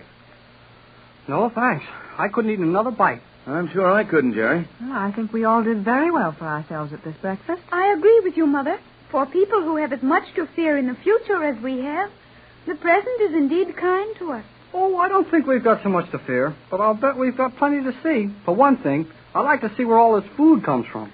Just what I was going to say, Jerry. I'd formed the opinion that Euclideans existed entirely on those condensed food tablets. Sure doesn't look much like that now. Fresh milk, fresh butter, and last night all those fresh vegetables. That's a different story from the way we lived up inside that island. I think we may safely explore outside our quarters now, Captain Bradford. Yes, Tex. I'm anxious to get started myself. Yeah, me too. Looks like that's the pleasure of the meeting, then. Let's go. Well, where do we start? I would suggest we start by finding an outer door. Yes, Joan, dear. We'll have to leave this large room or group of rooms if we're going to get anywhere. No, all we need is a door. Well, while you're looking for that, I'll get some heavy wraps for Joan and myself. Well, you won't need them, Mrs. Gregory. But if we're going outside, Mother, where do you think outside will be? Have you forgotten that we are 200 feet below the level of the ocean? Oh, yes. I'm afraid you slipped a little air pack. Outdoors is very liable to be the same as indoors in this place. Oh, sure it will. No matter where we go, we'll still be inside this underwater city. I think we will find the door to the outer corridor is over there. What makes you think that, Joan? Our sleeping quarters and the dining room occupy nearly all of the other side. That should be the outer door. Well, it won't take long to find out. Come on. And if one of these panels does prove to be the door, we still have the fun of opening it. Joan and I got a lot of doors open once just by... Hey, look. Yes, Jerry. Another of the voice-controlled doors. And this is the beginning of another series of weird experiences, I suppose. Looks like it, Pat. But remember that these Euclideans are human, just as we are. If they can stand it, so can we. Well, here we are, back in our disappearing hall again. Yes, there is the elevator shaft through which we came. And now our steps make no sound. More of the soundproofing. We'll just have to learn to take that sort of thing for granted and not lose any time speculating on it, or we'll spend all our time doing that. Well, where do we go first? I think we should continue along this corridor until we see something of interest. Then we've gone far enough now. Yes, it's all interesting, but I'd prefer to see something a little different for a change. Let's keep on walking. Looks like our tunnel splits up pretty soon. So it does, Jerry. Just ahead there are two corridors. Well, I guess we can choose the one we want to use. G47 said we could go anywhere we wanted to. Isn't this floor sloping sharply downward? I'll say it is. Feels like we're walking downhill. G47 said this was the highest level of the ocean floor city. We may have to descend some distance before we find anything worthy of our inspection. At least we'll have to go on down until we find a doorway to use getting out of this tunnel. Oh, here's the dividing line. Which way do we go? Well, there's no way of deciding that I can see. If any of you have any preference, I'll gladly go with you. Makes no difference to me. I got it. Let's split up and try both of these tunnels. Excellent, Jerry. You and I will take one side, and Mother and Captain Bradford the other. No, I prefer we stay together, Tom. Oh, gee, Mrs. Gregory. Nothing's going to happen to us. Old G47 said we'd be safe, didn't he? Yes, if he can be depended on. I think G47 does not have to trouble himself to the extent of telling anything other than the truth. I suppose you're right. Our position is so obviously hopeless that none of the Euclideans would even bother to deceive us. Then you'll let Joan and me go on a sightseeing tour of our own? Please, Mother. What do you think, Tex? Oh, I don't see where there's anything going to hurt them. I'd say let the youngsters go, but set a time to meet us back at our own quarters. Very well, but understand, Joan, and you, Jerry, that you're to come back to our own quarters in... how long, Tex? Why not make it noon? I suppose they'll serve our lunch at noon, won't they, Joan? I think so, exactly at 12 noon. Okay, then. We'll meet you back here at noon. Come on, Joan. We will be prompt. Have no fear of that, Mother. Well, see that you are, Joan. I'll worry if you're late. And don't ask too many questions. Try to keep out of the way as much as possible. Aye, aye, Skipper. Well, here we go again, Joan. I wonder if you and I will ever be able to sit down and enjoy one thing at a time, Jerry. Well, what's the matter now? Every moment since you came to Euclidia, we have been exploring this or searching for that or looking for something else. Are we to spend the rest of our lives in corridors, looking for things always just beyond our reach? Well, golly whiskers, Joan. We've got to find out all we can about this Euclidia place. Why must we do it all so quickly? We will have ample time during our stay here. Oh, I know. You think we're going to be kept here until I've got a long gray beard that I keep falling over every time I take a step. But we won't be. We got away from here 3 times, and we can do it again. We got away from the island. It is not such a simple matter to escape from this place, I think. Oh, maybe not. But let's stop worrying about that and see what we can see. I do not find this long cube of polished metal very interesting. Well, I do. For one thing, we're going down pretty fast, and we've been walking fast. I wonder how far down we can go. We will be here long enough to learn the answer. Stop talking like that, Joan. We're not doing so bad. Badly. All right, then. Badly, we're not doing so. That is not correct. I know it, but who cares? Now, forget crying about how long we're going to be here, and let's try to learn something. A most excellent idea. Gee whiz. The commander. Precisely. Where did you come from? If your eyes were as active as your tongue, you would have noticed that I merely opened a panel in this wall and stepped into the corridor with you. Well, why don't you make a little noise once in a while when you do those things? Sound is a useless disturbance where silence will serve. Is it permitted to ask questions, Commander? Naturally. You may ask as many questions as you wish. Will we get any answers? That will depend entirely on the question. Where are we in relation to the main portion of the underwater city? We are just above it. A few steps along this passageway will bring you to the main entrance. You are free to proceed there if you wish. Come on, Joan. Let's go. One moment, Jerry. Now, what's the matter? There is one other question I should like to ask the commander. Well, looks like you're too late. Jerry, she has gone. Just as quickly as she popped up, she popped out again. Then let us proceed. Okay. Let's also get going. Jerry, why must never you... mind starting that grammar lesson again. I want to see what's behind that main entrance door the commander was talking about. Nevertheless, I think my question was important. What was it? I wanted to ask the commander if the Euclidean living quarters were also along this corridor. If not, then what manner of room was it out of which she appeared? Well, I guess we'll find all that out when the time comes. But let's keep walking to that main gate. That blank wall directly before us must be the entrance. Yeah, everything here's a blank wall. Do you see anything with which to open it? Not a thing. But I guess we can just... Oh, that's funny. What is funny, Jerry? That blank wall. Why, a minute ago I could have reached out and touched it. And now it's way up there ahead of us again. I think you are mistaken, Jerry. That must be an illusion. Maybe, but the joke's on that wall if it is, because the wall moved, and it's still moving. Now, Jerry... Now, see for yourself. We're walking all the time, aren't we? To be sure we are. And the wall's keeping ahead of us, isn't it? At least we do not approach it rapidly. Yeah, then the wall's going away from us. But why should the wall do that? Don't ask me why things happen in this funny place. All I want to do is to get through a door, and I can't even catch the blame thing. Jerry. Yeah? I think I know how the illusion is being created. How? Our descent is so rapid, the angle of this floor so sharp, that what we supposed to be the end of the corridor was in reality part of the ceiling. Oh, I guess you're right. This thing does slope down pretty fast. Boy, we must be a long way under the ocean now. And I believe we are nearly to that door. That girl commander sure has wild ideas about how many steps there are in a few. You are impatient. Okay, I'm impatient. But just the same, I want to get someplace. Then your hope is about to be fulfilled. Looks like it now, all right, Joan. If that isn't a solid wall in front of us, then I never saw one. I think we may safely enter. No danger of running into electricity in this door? The commander said we were free to use this doorway. Yeah, we're free to use it, but she didn't say anything about what would happen to us if we did use it. Now, Jerry, you are being, as you say about me, scared of everything. Well, I'll show you a thing or two. Well, maybe I will if I can find out where to take hold of this door. Press upon it. I am pressing. Yeah, it moves up. Look, Joan, I'm just barely touching it with my hand.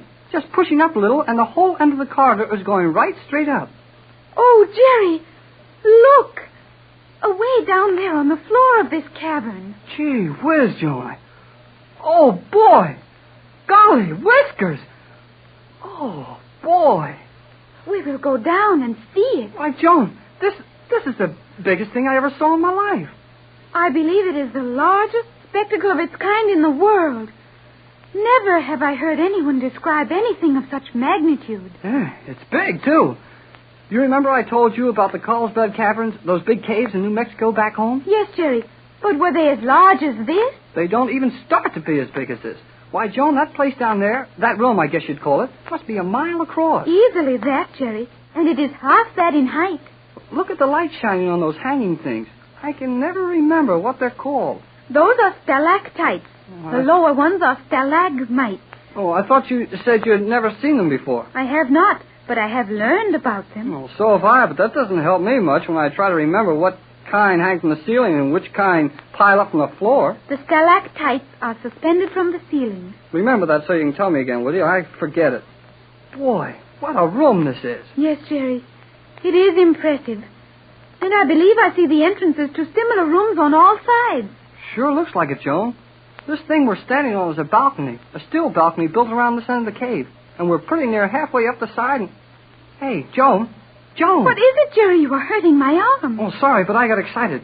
Look down on the floor of this cave, right under us. Yes. I do not understand what it is you wish me to observe. Trees. Green grass and big trees growing in this cave under the ocean. We must be 300 feet down by now. At least 300 feet below the surface of the water. Now I know where they got all of that fresh cream and butter and fresh vegetables. There's cows down there, Joan. Cows and pastures and green grass and trees. I see them. Is that so unexpected? Now, look, Joan, don't act like that. You know as well as I do that green grass and trees don't grow like that in a dark cave under the water. They've got to have sunlight and fresh air. This would seem to prove that you are wrong, Jerry. You can see the green vegetation, and you can see the cows, and you have eaten fresh vegetables, milk, cream, and butter that obviously came from here. Sometime I hope to make you realize that on Euclidia things which cannot be done are done every...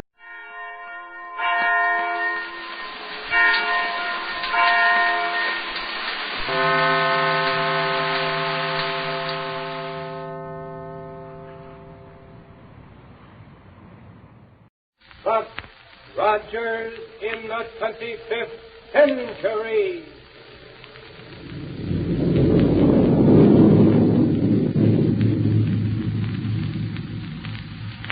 Buck Rogers is on the air, brought to you by the makers of Popsicle, Fudgicle, and Creamsicle, those delicious frozen confections on a stick. And now a message from the famous fellow who won the contest for the typical American boy, Popsicle Pete. Hello, everybody. Did you send in any popsicle bags for presents yet? Gosh, it feels like Christmas when the postman brings you a package. Better read Popsicle, Creamsicle, or Fudgicle every day and save up those bags. And be sure you get genuine Popsicle, Creamsicle, or Fudgicle, fellows and girls. Those names must be printed right on the bag if you want free presents. And if you want to get frozen confections that are extra delicious and extra big, genuine Popsicle, Fudgicle, and Creamsicle. My, are they good, and good for you. When you're tired, they pick you right up because they're full of nourishment, full of energy, and so refreshing. Oh, boy. Do they taste delicious? Sure they do, because they're made fresh every day of the finest ingredients, made only by the best ice cream manufacturers in town, the biggest 5 cents worth anywhere. Yeah, man. Say, kids, ask at your ice cream store for a free illustrated popsicle gift list. A free coupon comes with it, worth 10 bags. And now let's get back to the thrilling adventures of Buck Rogers in the 25th century. And let's see. Kane and Ardelia, you remember, sent Black Barney out from their secret headquarters to get supplies. Buck and Wilma, meanwhile, have been following Kane's old rocket trail toward the ruins of ancient Philadelphia. But as we pick up our story tonight, we find that the trail has suddenly stopped. Let's join Buck and Wilma there in the control cabin of their rocket plane. Here we go, 500 years into the future.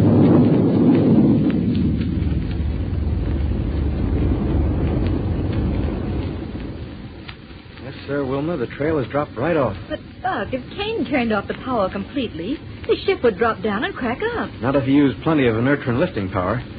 Yes, and it's an old trick of his to zigzag and coast in order to hide his rocket trail. What are we going to do? Cruise around in circles, I guess, until we pick up the trail where it starts again. Better take it easy, then. In this darkness, he might be only a couple of miles away from us, and we wouldn't be able to see him. Unless we spotted the flames from his rocket tubes. Yes, that's true. I'll start swinging us around, and I'll keep an eye on the gas analyzer dials while you keep a sharp eye ahead. Okay, shoot. And hang on, because I'm going to fly in a tight circle. Sure. Gas analyzer say anything yet? Well, the direction needle gives a little hop now and then, but it's only from traces of old rocket gas that may have been left by most any ship anytime.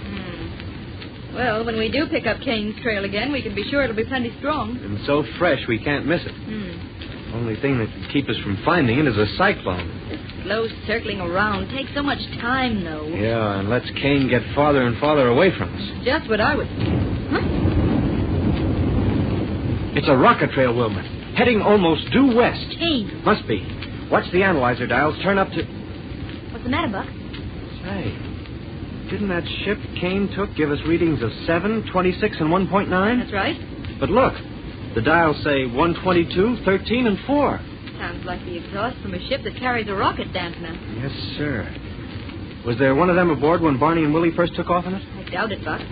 Just before it was lined up for the test flight, Dr. Hewer had every bit of unnecessary equipment taken off. You sure? Quite sure. Well, let's call Dr. Hewer by radio and check on it. Okay. Say, didn't Dr. Hewer say he was going out to Omaha to look over the impenetrite situation? Yeah, but surely he hasn't got started out there yet. Go ahead and call him while I keep us circling around in the hope of picking up another rocket trail. Right. Better use the confidential wavelength, too. Got it. Calling B121. Calling B121.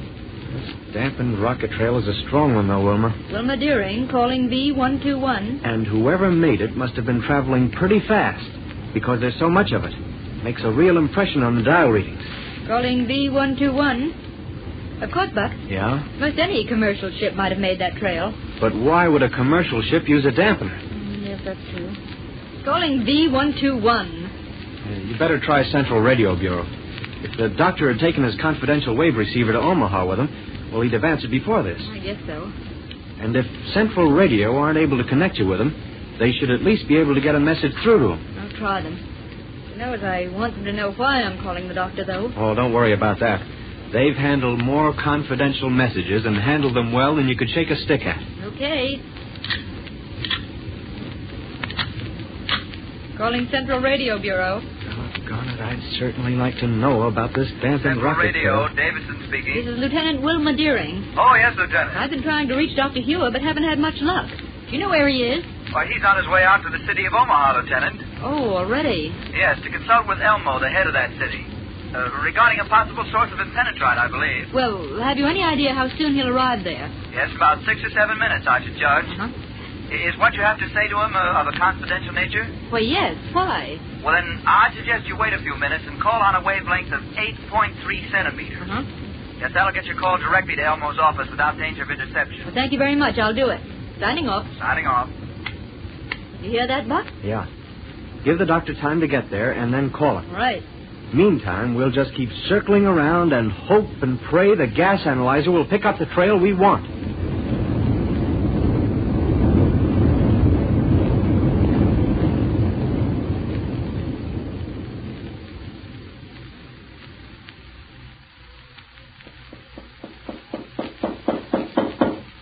Come in. Well, good evening, Elmo. Why, Dr. Ure. Great day. I'm glad to see you. It's good to see you again. And how are you? Splendid, thank you, sir. Sit right down and be comfortable. Thank you. Before we go any further, let me congratulate you on the way you've been handling things here in Omaha. Aye? Yes, indeed. You and your people have done a mighty fine job of things since that time we picked you up on the little planetoid out near the orbit of Mars. But if it weren't for you and Captain Rogers, we might still be out there on that desolate little world. How is Captain Rogers, by the way? And Lieutenant Wilmer? Both fine. They asked me to convey their best regards to you. Well, return them, Doctor, 1,000-fold. And when are those two coming out here to visit me? Well, not for some time, I'm afraid. Oh, engaged on another thrilling trip into interplanetary space? No, Elmo. No, something far more important than that. Really? What? Well, please remember that what I tell you is in the strictest confidence. Oh, most assuredly, Doctor. Have you ever heard of Killer Kane and Ardela? I certainly have, sir. They're the people who tried to burn up our little planetoid before you rescued us from it. Oh, of course. Yes. I'd forgotten that incident. Yes, but it's true that I haven't heard much about them since that time. Well, not long after, we succeeded in locating them on another small world, one that lies considerably further out in our solar system than the one you and your people occupied. Oh, could it be one of the black planetoids we've all heard so much about? Yes, one that lies out toward the orbit of Pluto. You found them there, eh? After a rather strenuous time of it, we captured them and brought them back here to Earth. They were placed in the Niagara Municipal Prison on a sentence of life imprisonment. Well, then, congratulations. That's splendid. It was splendid, Elmo. Well, what do you mean, sir? They're at large again. Great day. Buck and Wilma are right now doing everything they can in an attempt to run them down again. Well, have Buck and Wilma found any clues as to their whereabouts? None very tangible, I'm afraid. Well, Doctor, I have boundless faith in those two. If anyone is capable of bringing the criminals to justice, they are. I agree with you, Elmo, wholeheartedly. But you see, the situation's been somewhat complicated by the fact that Black Bonnie... Yes, Doctor? I forgot. I really haven't told you the purpose of my visit. But you started to say something about... What I about... came here for is to determine whether we'll be able to get a worthwhile amount of impenetrite from the ore fields we discovered near the city a couple of years ago. A new instrument I've developed requires that certain parts be made of impenetrite. Yeah, well, I'll tell you... Ordinarily, we get that element from far off Pluto, but if the ore here is rich enough, save a great deal of time and expense to use it. I'm afraid that's not, Doctor. Oh, you've already investigated? Yes. As a matter of fact, I was taking some pride in the fact that we'd be able to surprise you by having gone ahead with the necessary experiments entirely on our own initiative. And the result of these experiments? Well, samples of the ore with complete analyses probably are waiting for you at your laboratory in Niagara now. Oh, really? As a matter of fact, you must have passed a ship that was carrying them on your way out here just now. Oh, that's splendid. Well, then I'll go on back right away. I really had no business leaving Niagara tonight. There's so much demanding my attention there. But it was a good excuse to see and talk with you again, so I just hopped into my ship and came along. Well, I'm mighty glad you did. But now I must go. I'll go out the back door of this office if you don't mind, because it's more convenient where I park my rocket plane. Why, certainly, Doctor.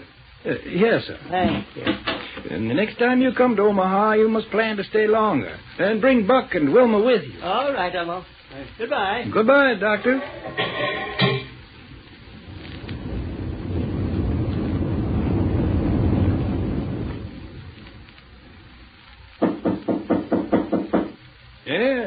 Yes? Well, hello there, Elmo. Oh, Black Barney. Yeah. Surprised to see me? Oh, yes. Too bad you couldn't have arrived a moment ago. Huh? Well, Dr. Ure just left. What was he doing here? Well, really more of a visit than anything else. At least it turned out that way. Oh. What can I do for you, my friend? Well, Elmo, I'm on what you might sort of call official business. Yeah. Maybe you don't know it, but Killer Kane and Ardela, yes, you know... I know. Dr. Ure just told me about them. Oh, he did? Yes. Well, did he tell you I'm out looking for him? No, I don't think so. Well, I am, see? And I gotta have a lot of equipment and stuff. Can you give me it? Well, I'd be glad to. Okay. I got a ship parked out front so as we can start loading the stuff and things onto it right away.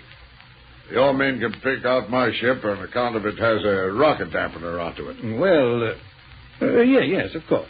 Now, first I gotta have a battle cruiser and a long-range atomic disintegrator, paralysis rays and rockets and guns and a lot of other stuff.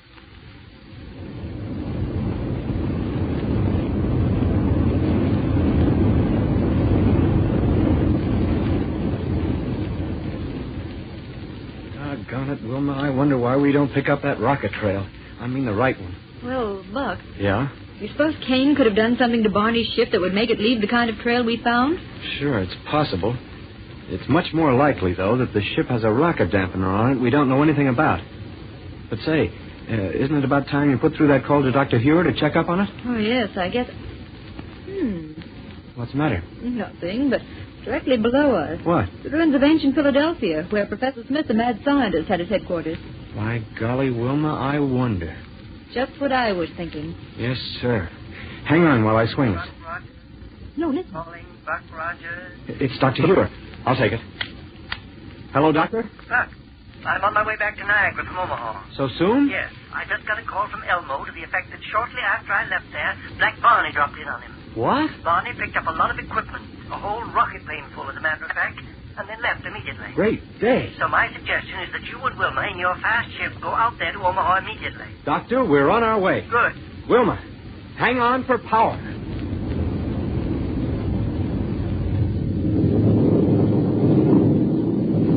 Well, ceasing out there after Barney really getting somewhere.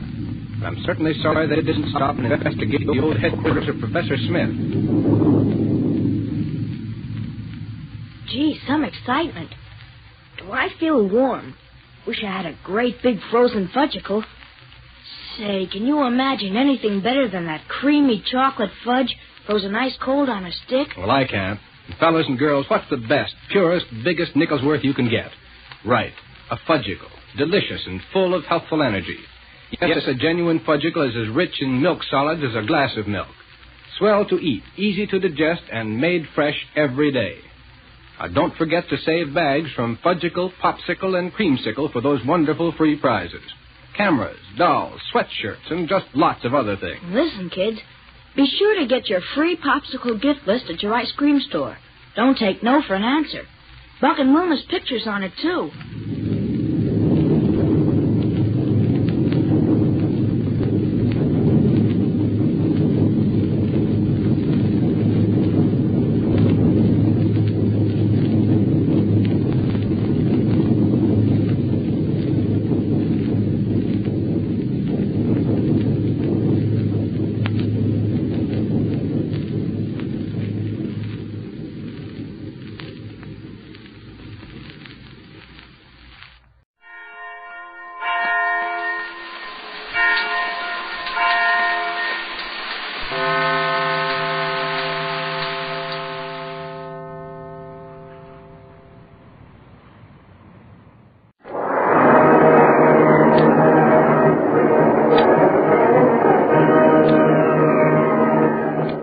Presenting the amazing interplanetary adventures of Flash Gordon.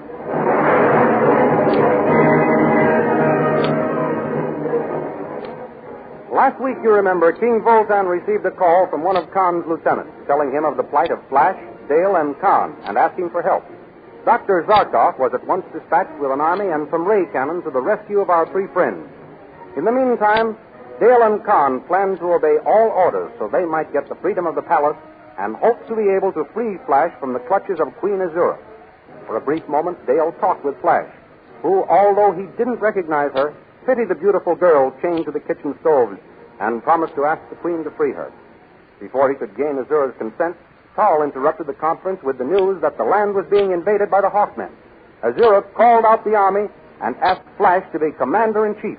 This angered Tal, who wanted that distinguished place for himself. These thrilling adventures come to you as they are pictured each Sunday in the Comic Weekly, the world's greatest pictorial supplement of humor and adventure. The Big Comic Weekly, each page printed in full colors, is distributed everywhere as an integral part of your Hearst Sunday newspaper.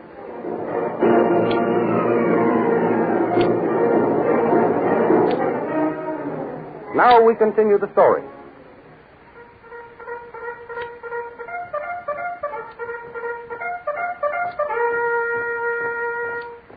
Summoned by Azura, legion after legion of blue magic men fall into formation. Flash prepares to assume his new duties as Commander-in-Chief. Azura, how large is your army? I do not know exactly. Then the first thing to be done is to review the regiment. I must know what strength of armed men I have at my disposal. Very well. Come under this balcony, Flash. From here you will have a good view of the parade ground. Azura, I wish to have your army... Our army, my prince. Our army pass in review. Will you give the order, please? When I asked you to become Commander-in-Chief, I gave you full command of the armed forces. Thank you. Carl? Sire. Send word for formation past this balcony. As you command, sire. Serving as your commander-in-chief is a pleasure, Azura, but it is also a great responsibility. Not too great for you, my noble prince. I shall do all in my power to prove worthy of your faith.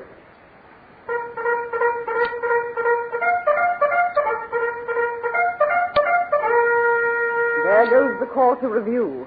See, the First Legion is wheeling and starting this way. What a splendid army. We ought to defeat these Hawkmen, whoever they are. Here comes the finest of them all, the advance guard. And those coming next, what are they? The light magic artillery. But what are those tremendous objects being pulled by the next legion? Those are the combustion ray machines. Combustion ray machines?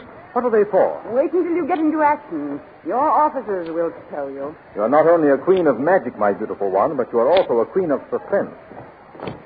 What legion is this? The Fleet Gas Legion. Fleet gas. That sounds like a most formidable weapon. And here comes the Stone Formation Legion. And the ones with the cloak? The Invisibility Legion. And those? The Camouflage Legion. Who are the ones with the long hair? The Animal Legion. And those men with the peculiar shields? The Transparent Wall Legion. And those machines coming now? The Dissolvo Gun Legion. And still they come. Legion after legion. I've never seen such an army. You seen enough, sire. Only about half of our regiments have gone by. If this is only half of the army, Carl, I pity these Hawkmen when I start the attack.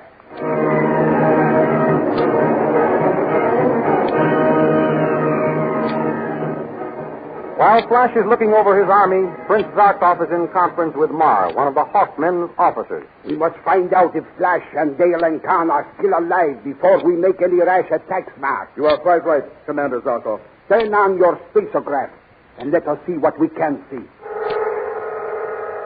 Look, Commander. There's a large rock. It must be the rock which is blocking the entrance of the cave, through which Flash, Dale, and Captain Khan disappeared. We cannot see beyond it. There is only one thing to be done. Blast it out of our way. Shall I order the battery of ray cannon into position? At once. Bring the battery of ray cannon into position. Aim for the rock. I hope we are not too late to save them. Oh, I hope not, too. Captain Khan is too good an officer and friend to lose. Ready with the range? They have found the range, Commander. You may fire. Fire!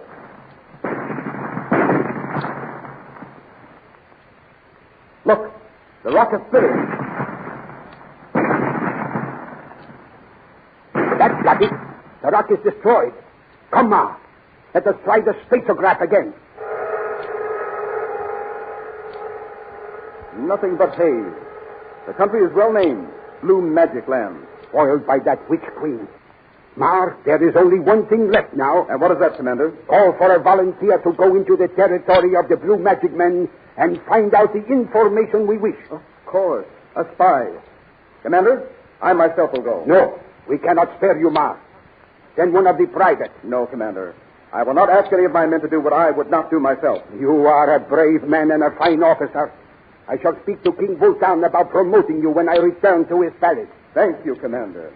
Azura has thrown up a protective and impenetrable fog against our spacograph. But we may be able to beat her yet. And how do you propose to do that, Commander? It is simple.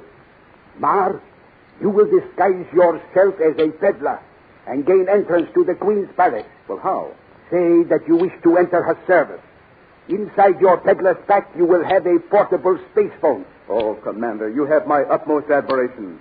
It is the plan of a genius, a super strategist. When you have found out the information we seek, establish contact with me here, and I shall proceed on your report. Very good, Commander. When shall I start on my mission? At once. Commander, I shall give you the information or my life.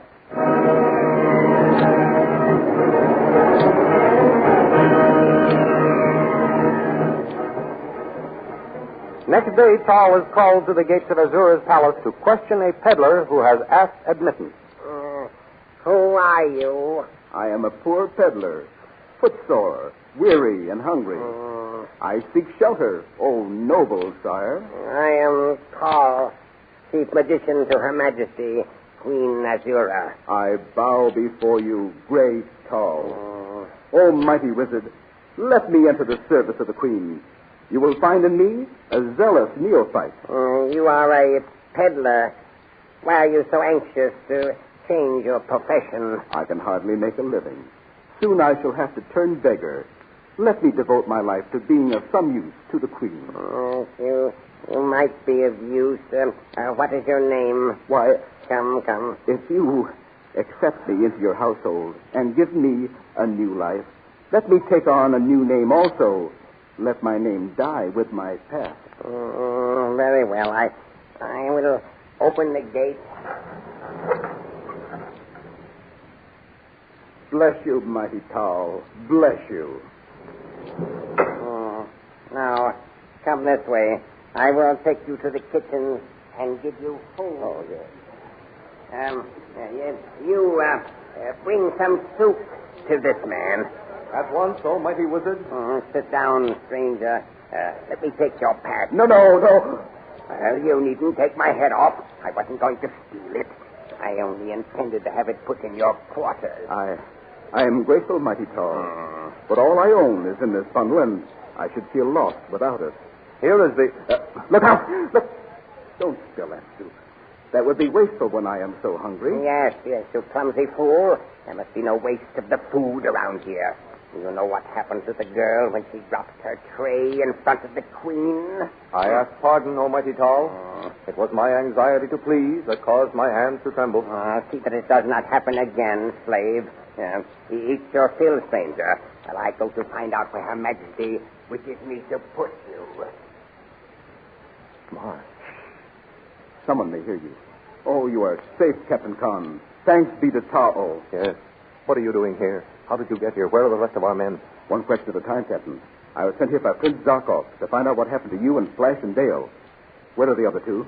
Dale is at the other end of the kitchen, chained to the stove. And Flash... He is not... No, he isn't dead. Oh. But drugged. He doesn't recognize either Dale or me. Azura has cast a spell over him. Oh, if I were only free. Don't curse your fate, Captain Khan. I'm here to help bring aid. How can you? Once you get in here, they never let you out. I don't need to get out in order to bring aid. What do you mean? In this bundle, I have a portable space phone.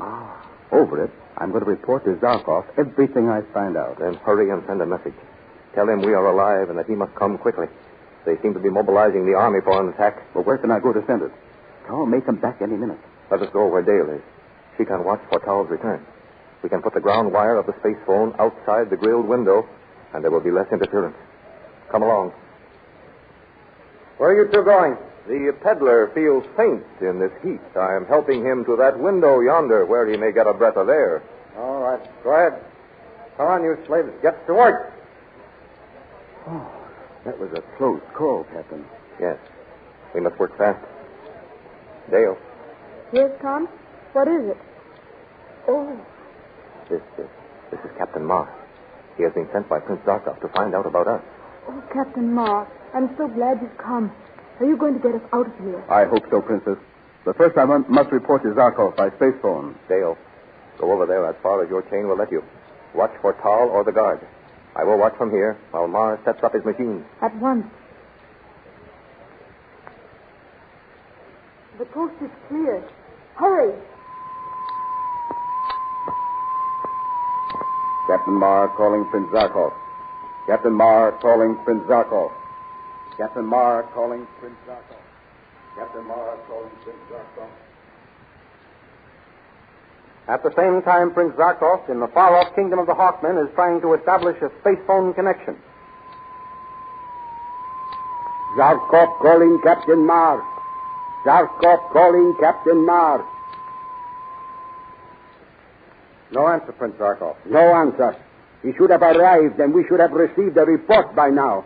The blue magic men are marching to attack us, Prince Zarkov. Sentry, I just sighted them. Bring me my distance glasses. Here, Prince Zarkov. Ah, I see them. And there's Flash on horseback. They must have tied him on and are using him to bait us into attacking them. Very well, we shall call their bluff. Colonel, order the first company of lancers to charge.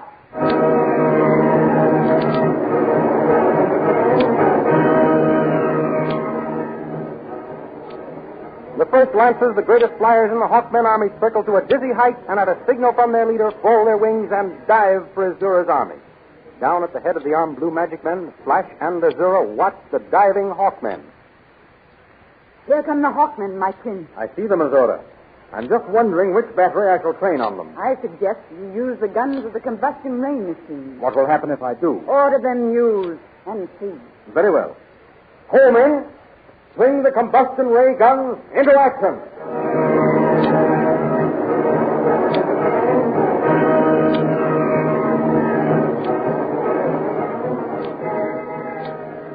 What is the secret of the great combustion ray machine? Will the gallant Hawkmen under Professor Zarkov be able to overcome it and rescue Flash Gordon and Dale Arden? In next Sunday's Comic Weekly, which is a part of your Hearst Sunday newspaper, you will find a full-colored picture of the combustion ray machine. Also a thrilling action picture of the Hawkmen in battle formation. See if you can guess how the combustion ray machine works and what will happen to the Hawkmen. And besides Flash Gordon, you'll find all your old friends waiting to entertain you in the Comic Weekly. Full-color pictures of the merriest, funny men and bravest adventurers ever assembled in all picture magazines. Think of it, bringing up Father, the Little King, Polly and her pals, the Katzenjammer Kids, Jungle Jim, Trips and Casper, Barney Google, good old Skippy, Mickey Mouse, and many, many others. Yes, they'll all be there with new pranks and more thrilling adventures to entertain you. For the Comic Weekly is the world's biggest and best pictorial supplement of fun and adventure. So once more we suggest you get the big Comic Weekly with your Hearst newspaper next Sunday. Study the Flash Gordon pictures and see if you can guess what will happen when Professor Zarkov and his gallant Hawkmen come face to face with the combustion ray machine. Be sure to listen for the answer next week at this time when we will present another chapter in the amazing interplanetary adventures of Flash Gordon.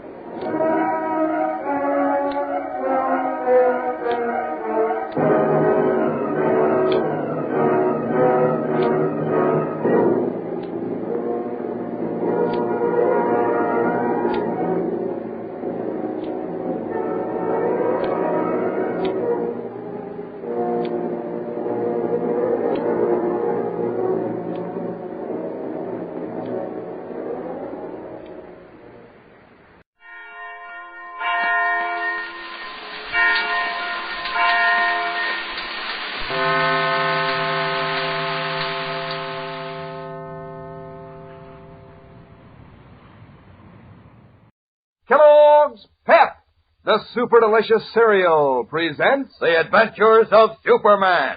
Faster than a speeding bullet. More powerful than a locomotive. Able to leap tall buildings at a single bound. Look, up in the sky. It's a bird. It's a plane. It's Superman.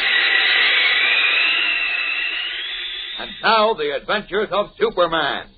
A piece of green glowing kryptonite, a fragment of the planet on which he was born, robs Superman of all his strength when it is brought near him.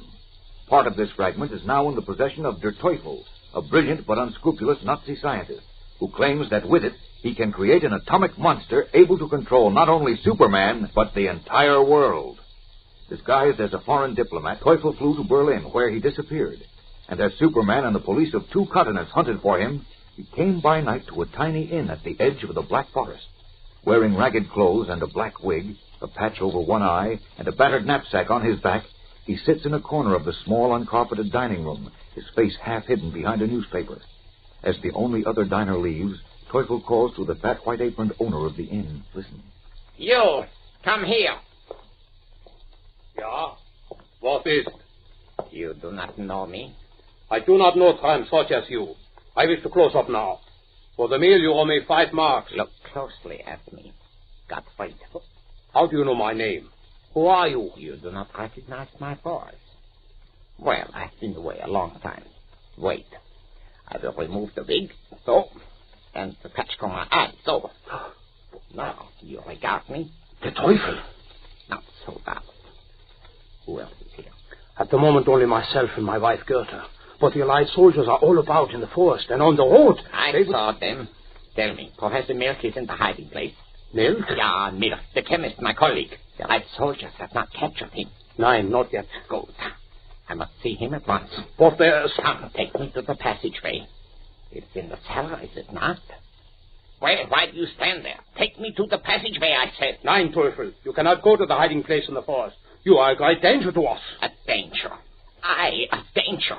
You blockhead. I come on a great mission to restore the fatherland. Tremendous difficulties I had in escaping from the United States and then from the Americans in Berlin. Oh, that we know. And we know, too, that the American police traced you to Berlin, and now their police in Germany may find you. Already, just before evening, they were here at my inn to inquire if any had seen you. So far, they do not suspect that I work in the underground Nazi movement. But not wait. Listen to me. Someone is coming. Send him away, whoever it is. I cannot. It may be the American police. Quick, put that big on your head and the patch on your eye. Godfrey. It is the American sergeant who guards this fort. Oh, Himmel. Now we are in trouble. Why did you not leave? I bet you... Quiet, fool. Do as I say. I am your cousin from Nuremberg, Friedrich Merker. You understand? It will not work. Silence. Control yourself or all is lost. Oh, there you are, Godfrey. Why didn't you answer? Who is this man? Guten Abend, Sergeant. I did not hear you come in. I was so busy talking, recalling old times with my cousin. Cousin, huh?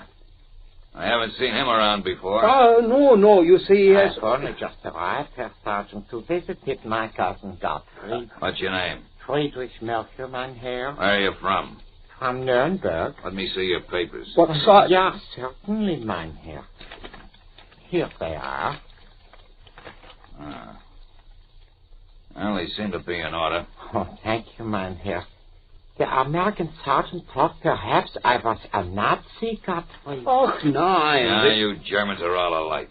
Now you've lost the war, all of you say you hated Hitler, and none of you were Nazis. Well, I was just checking up. Good night. A glass of beer before you go, huh, Sergeant? Or wine, perhaps? Oh, thanks. Good night, mein Herr. Good night, Herr Sergeant. Auf Wiedersehen. Good. He's gone. Big Godfrey. Lock the door and turn off the lights. Hurry, I help you. Oh, Himmel. Never was I so scared. Where did you get the papers? What does that matter? Hurry, now lock the door. Yeah, I will lock it. After you leave. Again, that. Listen to me, Gottfried. I tell you I must see Professor Milch. With his aid, I can not only control the American Superman who blocked our plans before, What is that you say? You can control Superman. Now you become interested. But then listen. With what is in the knapsack on my back, we will be able to control the world, let alone Superman. What is in your knapsack? I will show you, but first, lock the door. I will lower the shade on the window. All right.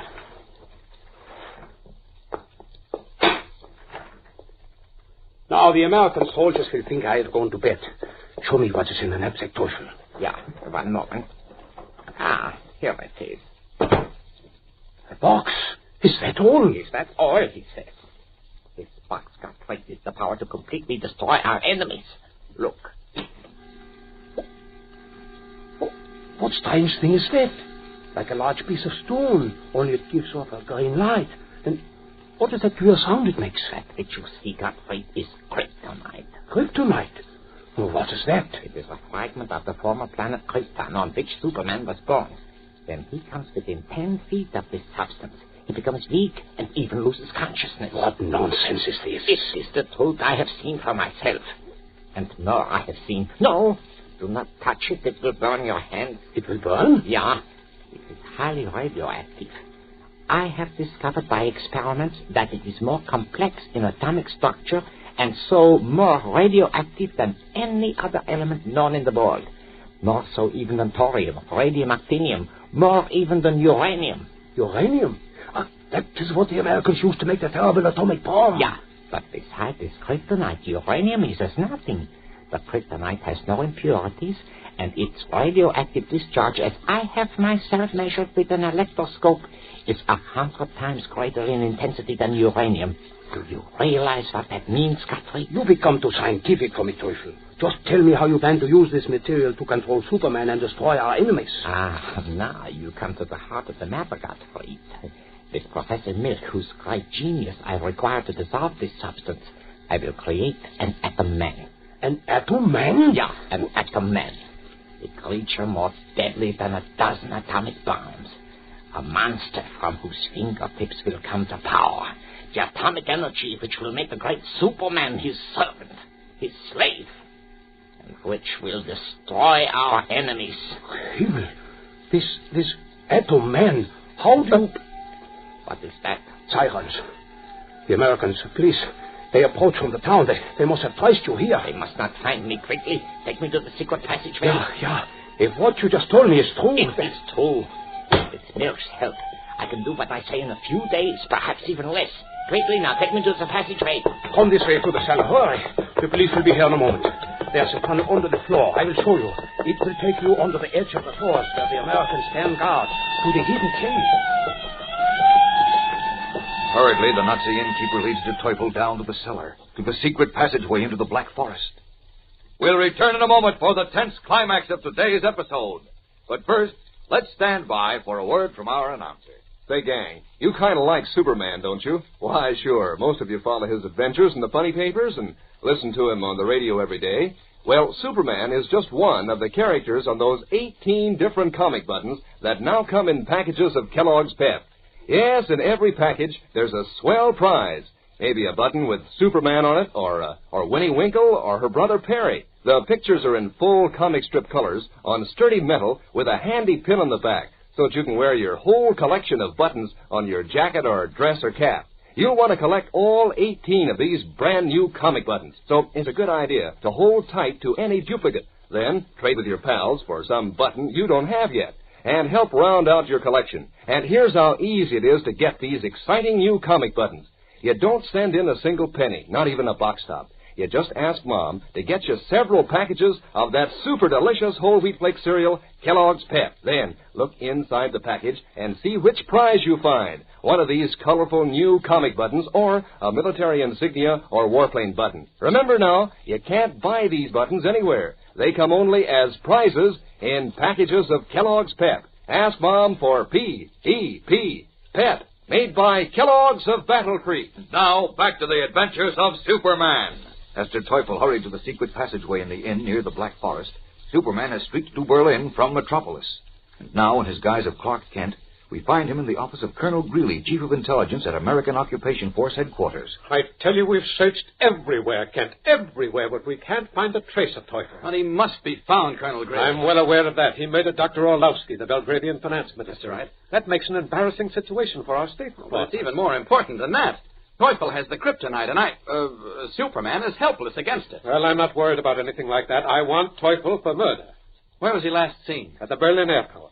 The night before last. We landed from a French plane disguised as Dr. Orlowski, made a reservation on a plane leaving for Belgravia at midnight, and then, well, he just disappeared. Oh, but somebody must have seen him. Apparently nobody saw him after he left the reservation office. He's nobody's fool, you know. We've got to find him. We've got to. Oh, excuse me. That's my phone. Colonel Greeley speaking. Who? Oh, yes, Captain Meisky. What? You have? Where? Who? I see. Yes, of course, I'll be right over. Of course, at once. Thanks, Lord. Come on, Kent. That was... Captain Meisky of the Russian Occupational Police. He just got a hot clue to Teufel. He did? What is it? He didn't say, he just told me to rush right over. I presume you want to come along. Do I? Try and stop me. We can go through the record offices to the back of the building. My car is waiting. We can be at Russian headquarters in 5 minutes. Come on, Kent. On the double. Eagerly, Clark Kent and Colonel Greeley rush from the American Occupation Building. What have the Russians discovered about Der Teufel? Will it enable Superman to intercept the brilliant but unscrupulous Nazi scientist before he can create his dread Atom Man and turn him loose against the Man of Steel and civilization? And what is the Atom Man? Every tense moment counts now, fellows and girls, so don't fail to listen tomorrow. Same time, same station, to the adventures of Superman. Faster than a speeding bullet. More powerful than a locomotive. Able to leap tall buildings at a single bound. Look, up in the sky. It's a bird. It's a plane. It's Superman. Fellows and girls, be sure to follow the adventures of Superman. Brought to you every day, Monday through Friday, Same time, same station, by the grand old Kellogg Company of Battle Creek. And for other thrilling adventures of Superman, see your local newspaper. Superman is also a copyrighted feature appearing in Superman DC Publications. Kellogg's Pep, the super delicious cereal, presents The Adventures of Superman. Faster than a speeding bullet. More powerful than a locomotive. Able to leap tall buildings at a single bound. Look, up in the sky. It's a bird. It's a plane. It's Superman. And now, The Adventures of Superman. Having stolen part of the kryptonite fragment which robs Superman of his strength, Der Teufel, a brilliant but unscrupulous Nazi scientist, escaped to Germany.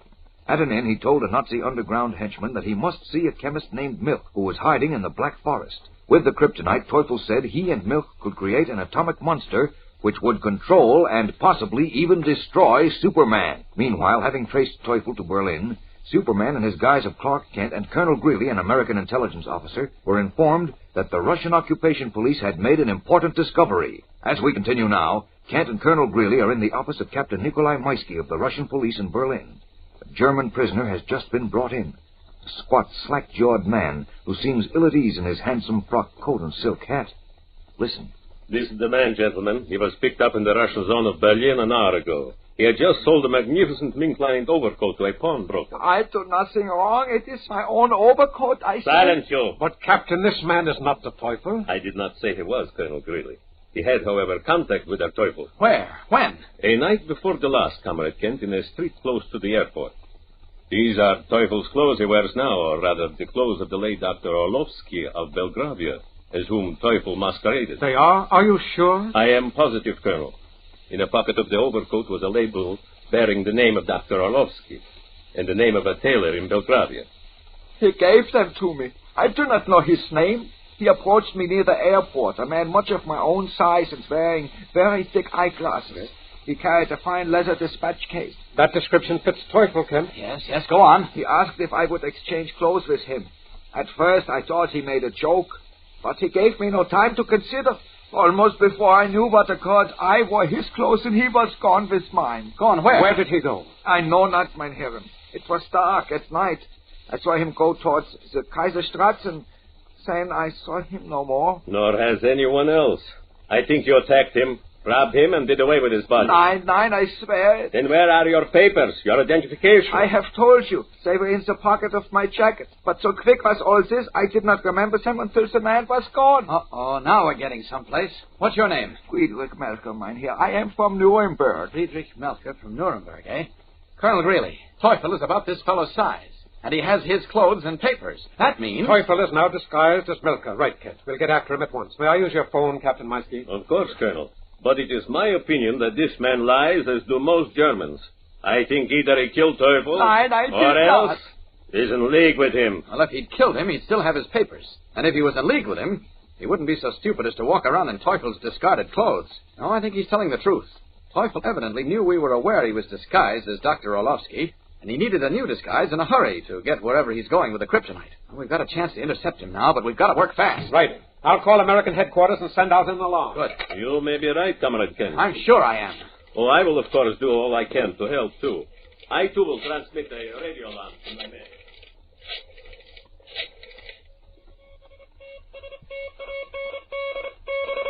Soviet GPU, Berlin, calling all military and police forces. Attention.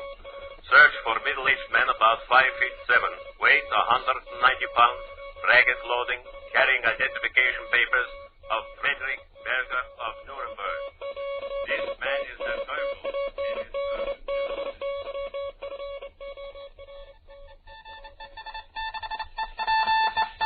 Attention, Berlin office calling all military and occupation police. It is believed that man wanted as the Teufel is now disguised in ragged clothing and carries papers identifying him as Friedrich Melker of Nuremberg. As urgent radio calls crackle over the German airwaves to speed a new search for Der Teufel, the elusive Nazi scientist has made his way through an underground tunnel from a small inn to a deep rock cave in the Black Forest. The main entrance of the cave is cleverly concealed by fallen trees and heavy underbrush. Within, it is large and musty. fitfully illuminated by 2 coal oil lamps and fitted with rough bunks on which lounge a dozen assorted Nazis. Men, young and old, all former leaders in the Nazi regime of savage persecution and conquest, now hiding from and plotting against their conquerors. Some are men of science, 2 are field marshals, 3 are members of the ruthless Gestapo. In the half-gloom, their eyes gleam like fierce hunted animals as they regard the strangely humming, green-glowing kryptonite which the Teufel has set in its opened box before Professor Ernst Milch, the stooped, shaggy-haired chemist who did more than any one man to keep Hitler's oil-starved Panzer divisions operating on ersatz fuels. There it is, Milch. Almost insurmountable difficulties I had in obtaining it and bringing it here. This is the kryptonite, Teufel? Yeah. It is a part of the fragment from the shattered planet Krypton on which Superman was born. Yeah? In the presence of this material, Superman becomes helpless as a babe. Oh, Superman helpless? What nonsense is this, Teufel? It is the truth, General Bromberg. I myself have seen Superman lose consciousness when he approached this metal. I do not believe it. You may be given an opportunity to see for yourself. There is no element like this in all the world, Milch. The gamma rays it emits, as indicated by the cold green light and hum, are too strong even for him. Oh. It is 100 times more complex and radioactive than thorium or radium or even uranium. You tested it with the electroscope? Yeah, and I used shields before. The gamma rays penetrated the shields with such an intensity as to be unbelievable, and ionized the air and gases as uranium could never do. And it has no impurities. Think what that means, Milch. Yeah. A tiny quantity of it will serve our purpose, whereas the Americans must have a great deal of uranium to purify only enough for a single atomic bomb. What does this madman speak of bombs? Tell him, Milch, how our great factories are destroyed. Tell him how we, the last few loyal followers of the Fuhrer, live here in a cave under the ground, hunted like rats, and forced to subsist on a few lean rabbits and birds we can snare in the forest. You think I'm a fool? Have I not ice in my head? However, with the kryptonite, we need neither factories nor bombs. Huh? What do you mean, Teufel? I will explain, but first I will close the box. But now come. Tell us what it is you mean. I mean this, Milch. If you can dissolve the kryptonite, I will create an atom man. What? An atom man. A creature in whose veins will flow a solution of pure kryptonite, who will, by use of a converter, be able to shoot kryptonite atoms from his fingertips in an unbroken chain that will create such destruction as the world has never dreamed of. You're mad. I was never so sane in my life, General Bromberg. If Professor Milch can dissolve the kryptonite, we will be able to control Superman and then force the rest of the world to its knees. But, Teufel, you speak of an atom man. I presume you mean an artificial man, a robot. I mean a human being. What? Yeah. A human being. One of us here, in this cave, will be the world's first atom man. Startled, Professor Milch and his Nazi cohorts stare open-mouthed at their Teufel. A human atom man. Can Teufel be serious? We'll return in a moment for the climax of today's episode. But right now, let's hear from Dan McCullough. You know, Eddie's mother asked me the other day, what on earth has gotten into him lately? Says she hears him carrying on the strangest conversations with his pals, like, trade you Superman for Harold Teen, or, have you got Smokey Stover yet? Well, of course, I told her he's busy with his collection of the new comic buttons that now come in packages of Kellogg's Pep. Told her there are 18 different buttons, each one with a true-to-life picture of a familiar comic strip character, like Smilin' Jack and Moon Mullins and K.O. Told her these buttons are bright-colored and sparkling on sturdy metal. Told her all the gang likes to collect them, trade them, wear them on their jackets or dresses or caps. And you know what Eddie's mother said? That's fine, she said. I'm going to get Eddie another package of Kellogg's Pep right away. Inside every package, there's a thrilling prize, one of these dazzling new comic buttons, or a military insignia or warplane button. It's a prize for you from P.E.P. Pep, made by Kellogg's of Battle Creek. Now, back to the adventures of Superman. In a hidden cave in the Black Forest of Germany, where Professor Milch, the famous chemist, and several other prominent Nazis are hiding, their Teufel has just startled them by stating that one of them would become the world's first atom man. You're mad, Teufel, mad. Out of such madness, General, will come victory. But how can this be, Teufel? With the kryptonite in his veins, a man he could not live. In my solution, he would live, Milch. But if the atoms were split, he'd blow up, you fool. Whom do you call a fool, General? I did not lose the war. You did. Well, Milch, speak. We have everything to gain and nothing to lose. How long before you can dissolve this kryptonite? But I do not know. I have a small laboratory set up in another room as a cave, but it is not very complete. You performed great things during the war when you did not have everything you needed. Will you try now for your own life and the life of the fatherland? I tell you, he is mad, Milch. Nein, General, the Teufel is not mad. He is a genius. And if he says he can create an atom man, then I believe him. And somehow, whatever the cost, I will dissolve the kryptonite. Well spoken, Milch. A toast to our success, gentlemen. Is there wine? Oh, yeah. Ah, good. Heil Hitler! Heil Hitler! Heil Hitler! His moonlike face beaming, the Teufel leads the toast to the success of the dread Atom Man. Will this small, desperate band of fanatical Nazis succeed in their grotesque plot? Or will Superman, menaced as he never was before, stop Teufel before it is too late? Don't miss tomorrow's exciting episode, fellows and girls. Tune in, same time, same station, for the adventures of Superman. Faster than a speeding bullet. More powerful than a locomotive. Able to leap tall buildings at a single bound.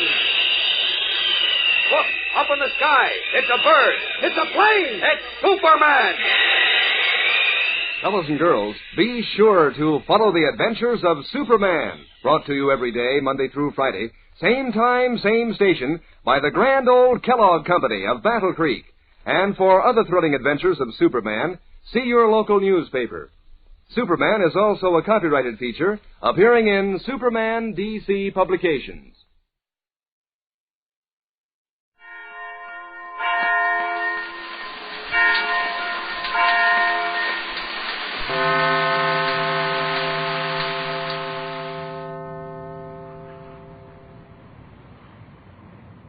Kellogg's Pep, the build-up wheat cereal, invites you to rocket into the future with Tom Corbett, Space Cadet.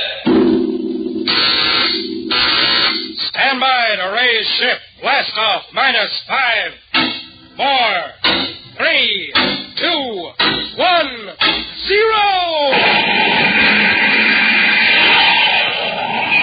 Roaring rockets blast off to distant planets and far-flung stars, we take you to the age of the conquest of space with Tom Corbett, Space Cadet.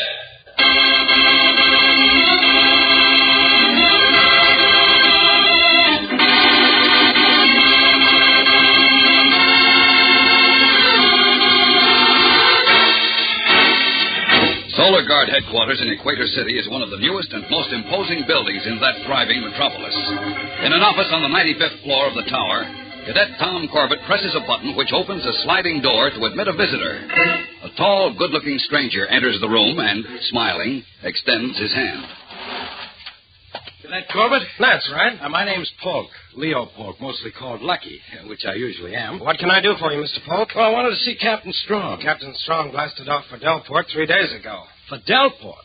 Ouch. Oh, what's the matter? Well, Lucky Leo's not so lucky. I sure wanted to see Captain Strong. Oh, sorry, but you see, Delport's a newly discovered planet with its own atmosphere, a tropical belt that's a regular paradise in space. And mineral wealth, too, I hear. So you know about Delport? Yep, I heard about it just the other day at Venusport. And about some kind of colonization race. And what is that, anyway? Well, Mr. Polk... Leo, huh? Okay, Leo.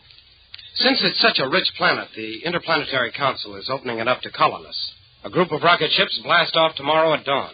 Ship owners and crew members get the right to claim sections of land in order of their arrival. Now you're talking. Corbett, that's what I'm here for. I want to go along. I'm afraid that won't be possible. Why not? Look, Corbett, I hold an unrestricted pilot's license, not only for solar system travel, but outer space as well. Well, that's not the point. The race starts in just a few hours, so the crews are all, well, they're all made up. No passengers? I might be able to raise some money. Say, Tom, I've got that list of it. Oh, sorry, I didn't know you had a visitor. No, that's all right, Astro. Meet Leo Polk. He's a licensed space pilot. How are you? Wanted to sign on for the Delport land rush. Have you explained about Yeah, Corbett told me. There's been a lot of interest in this thing, Mr. Polk. Why, look at this list of spacemen who put their names down as substitutes, just in case some regular crewman gets sick or something. Well, you got any pilots on that list? Well, let's see. Wiper, power engineer, spaceman first class, radio repairman, astrogator, communications engineer. We've got about every rating here except pilot. I wish you'd put me down. There's not a chance in a million, Bud, if you want me to list you. Thanks, Corbett, I do. If you need me, I'll be at the Corina Hotel. Right. Well, I won't take up any more of your time. Thanks a lot, gentlemen. What an optimist. The biggest land rush of the century, and he expects to get in on it at the last minute. Yeah. Nice guy, though. Hey, wait. Don't take off your jacket. It's time for evening inspection. Oh, let's do it after chow. I've been on the jump all afternoon, and I'm starved. We can't take any chances, Astro. If those 5 ships don't blast off on schedule tomorrow morning, we'll be a couple of ex-cadets.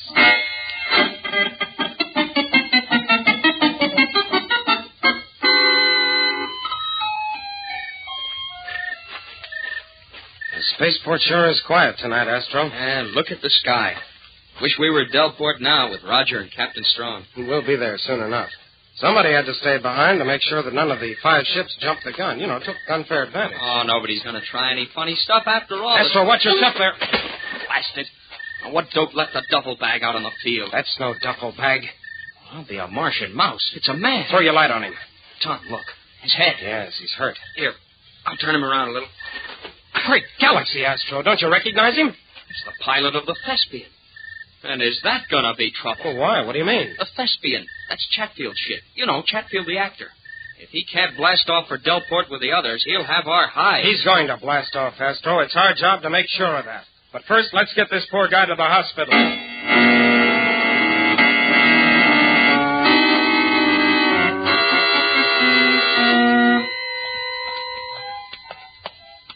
Hey, Tom, you're certainly in a hurry to get out of this hospital. We've got work to do. Yeah, but Doc says the pilot may regain consciousness soon, and he may be able to tell us who slugged him. And Chatfield's there. He'll join us at the Serena Hotel as soon as there's anything new. Serena, why are we going there? Chatfield needs a pilot. And remember our friend Leo? Polk, you mean? Who was in the office this afternoon? Right. If we work fast, we can screen him and have Chatfield all set by blast-off time.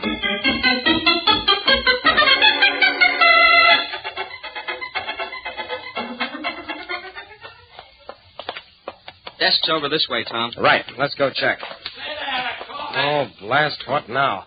Hello, Mr. Sutton.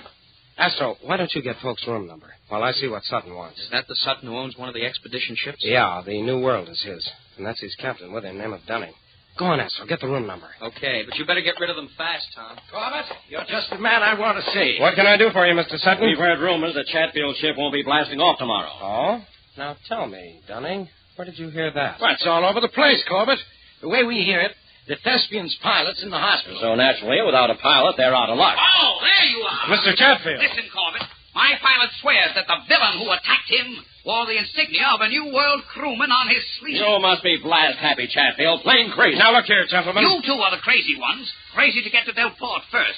Crazy to claim the mineral deposits by the lake. Crazy enough to kill. Of course we ought to grab off the mineral deposits, don't you? Why, they're the biggest prize on the planet. Don't try to lie out of it. Corbett, my man saw the New World insignia on the man who attacked him. It's a frame-up. So I demand that you place Sutton and Dunning under arrest right now. You are crazy. Why, you broken-down ham-act. Broken down, Dunning, eh? Well, I'll show you. We're no fighting break it up, both of you. If it's a strap you want, Chatfield, we'll be glad to oblige. Heavy at him, boss. Dunning, put away that blast. Anything he can start, I can finish. I said put that blast away. Let go of it. Tom, look out. He's trying to fire. Tom. You've killed him, Dunning. You've killed him.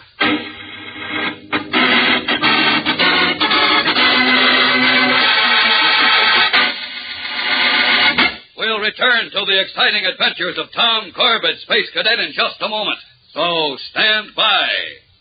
Spacemen, attention. Here's our latest report on your official space goggles. Right now, a spaceship is headed on a course toward Space Academy with a special cargo of emergency rations. Space Academy is stocking up with a needed supply of Kellogg's Pep, that swell-tasting cereal with a rich malt flavor. You see, now more than ever before, the cadets need the wonderful food energy everybody gets by eating the build-up wheat cereal, Kellogg's Pep. Every cadet is standing extra duty and working hard so that you can get your pair of space goggles as soon as possible. Well, the cadets don't mind this added work because they want you to have this valuable piece of space equipment. They want you to have the protection you need, whether you're heading into the glaring sun, bucking a strong headwind, or working with tools in your workshop. These streamlined space goggles help give you protection against the elements, They're made of one sweeping curved piece of colored plastic, and they give you full, clear visibility wherever you look. Now, to get a pair, here's what you do. Send one Kellogg's Pep box top, 25 cents, and your name and address. One box top from Kellogg's Pep, 25 cents, and your name and address. Send to Kellogg's, Box 346, Battle Creek, Michigan. Here it is again. Send to Kellogg's, Box 346, Battle Creek, Michigan. Be a regular spaceman with an official piece of equipment from Space Academy. Send for your space goggles today.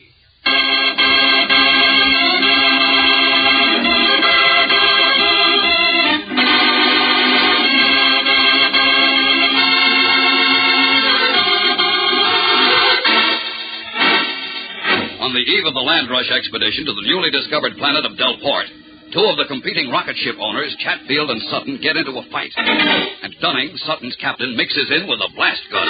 Tom Corbett tries to disarm him. But as they struggle for the gun, it goes off. And Tom falls apparently lifeless to the floor. Now, a few minutes later. By the craters of Luna, Tom. I thought you were a goner that time. I just got caught in the fringe of the blast. Help me up. Steady now. Chatfield okay? Yes. You grabbed Dunning's arm just in time. Well, then all's well. Not quite. They're holding Dunning outside, Tom, so you can prefer charges. Tell them to let him go. Huh? Astro, nothing must interfere with blastoff. All 5 ships go on schedule. If you ask me, the New World ought to be grounded. Maybe so, but that business of the insignia on the attacker's arm, well, it just looked a little pat. As though it might have been a frame-up. Oh, there you are. Hello, Polk. Hi, what happened to you two anyway? I waited in my room after Astro called, but you didn't show. I'm glad you came down. Still want that pilot's job? Still want?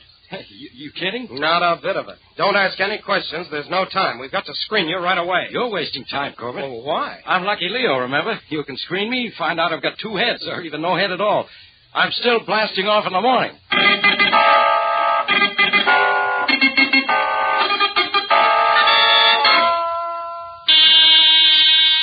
There's the teleceiver. Sounds like a local call. I'll get it.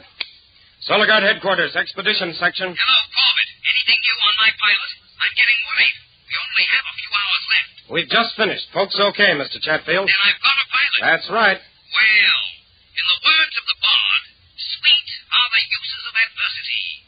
1,000 thanks to you, Corbett. We're as glad to straighten this out as you are. Just be ready for blast-off at dawn. I shall take all swift advantage of the hours. Until then, sir, farewell. What a character. He took this better than I thought. Tom, listen. If the thespian pilot was beaten up to keep Chatfield's ship out of the race, yes, then whoever did it might try again. Right. I've already asked for extra guards on the firing tables. Oh, good. Tom, let's get in a little sack time. Not tonight, Astro. Get your parallel ray. Right now, we're going out to join those guards.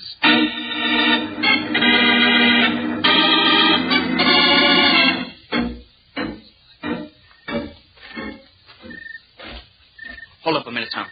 Somebody's moving around over there near Sutton's rocket. Come on, Astro. Let's investigate. You there! Come out of those shadows. Certainly, gentlemen.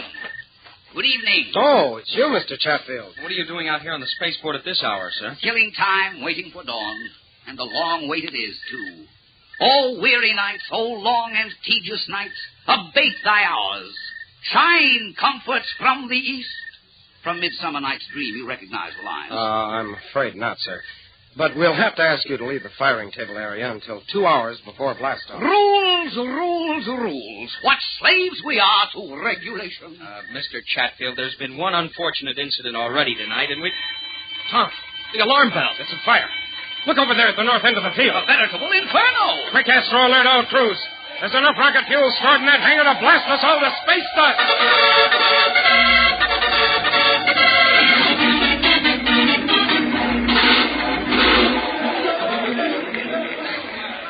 Back out of the way, everybody.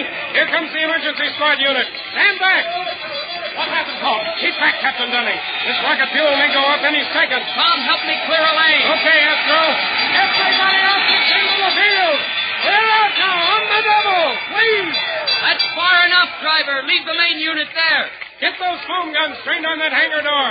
I want to detail 3 men to follow me around on this side. You 3 in asbestos suits follow Cadet Corbett. Take portable guns. On over this way. That's it. Now get up close to those windows and open up with the foam. If those flames ever reach the rocket juice, the whole field will go. Okay, that's far enough.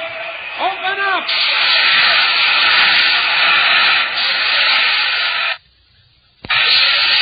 Smothering on this side, Tom. Good. Bring your men around my way, Astro. Come on, you heard him. Let's go. That's it, men. Strain all your guns on that wall. Look at that foam chilling the blaze. It's under control now, Astro. Another few minutes and the fire will be out. We're certainly lucky it didn't start in the back of the hangar, close to the reserve fuel. We wouldn't be here if it had. What I want to know is how that fire started. It couldn't be spontaneous combustion with all that automatic safety devices around. I've been thinking the same thing. The only possible way a fire could break out here would be for somebody to deliberately set it. And then he'd have to disconnect the extinguishers. Tom, that doesn't make sense. To sabotage the expedition, you'd set a fire on the other side of the field, where the ships are. I know it doesn't make sense, but I'm sure this fire was no accident just the same.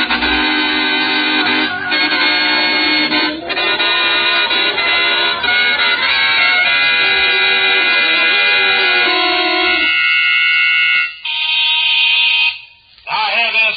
All expedition ships secure. It is now HR minus 3 minutes. All secure, Mr. Sutton. Oh, very good, Dunning. Now stand by for the blast-off signal. Aye, sir. We're in fine shape, except for those 2 space cadets aboard. Oh, well, they won't get in our way. I don't like it, sir. Why do they have to be on the New World? Well, the names of all 5 ships were put in a space helmet. Ours was the one drawn out. It's as simple as that. Well, I'll tell you one thing, Mr. Sutton. If Cadets Astro and Corbett delay us in any way at all, you've got a kick coming to the Interplanetary Council. Don't worry. In 2 minutes, we blast off. Those other ships will stay behind us all the way.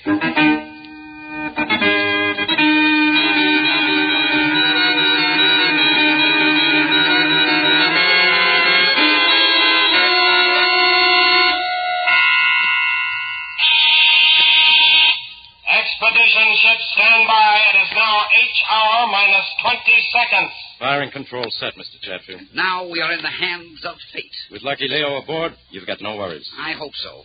I have my heart set on that lakeside mineral claim. It's yours. 5 seconds. 4, 3, 2, 1, 0.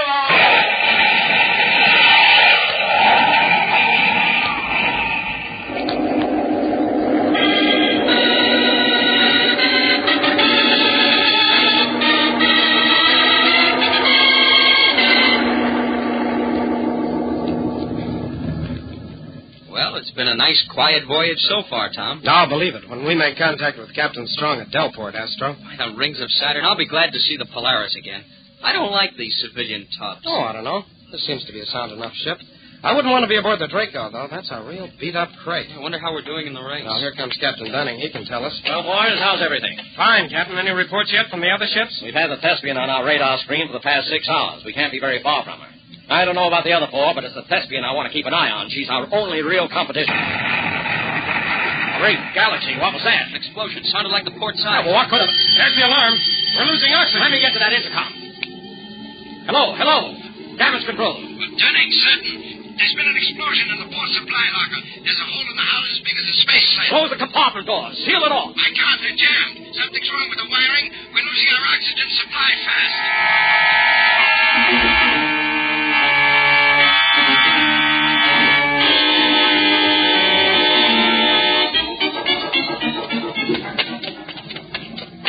Here's the locker, Astro. Jumping Jupiter, look at the size of that hole. Now, if there's only some emergency rubber slabs stored here. There are, Tom. Right here. Well, quick, give me a hand. We'll slap one over that hole.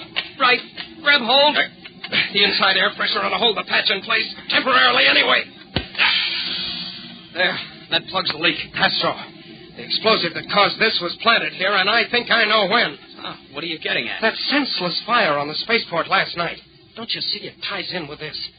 It was set to create a diversion so somebody can rig up this explosive. Hey, I'm beginning to feel strange. Yes, so am I. I wonder how much oxygen we have left. Oh, Astro, what have you done here? Put an emergency patch on the leak, Captain.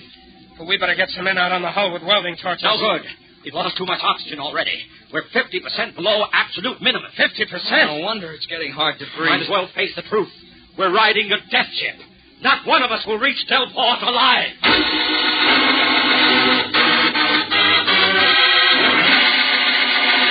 We'll return to the exciting adventures of Tom Corbett, Space Cadet, in just a moment. So stand by. Space Academy to Power Deck Polaris. Power Deck, Astro speaking. Just a moment, sir. What's the delay? I'm adjusting my space goggles.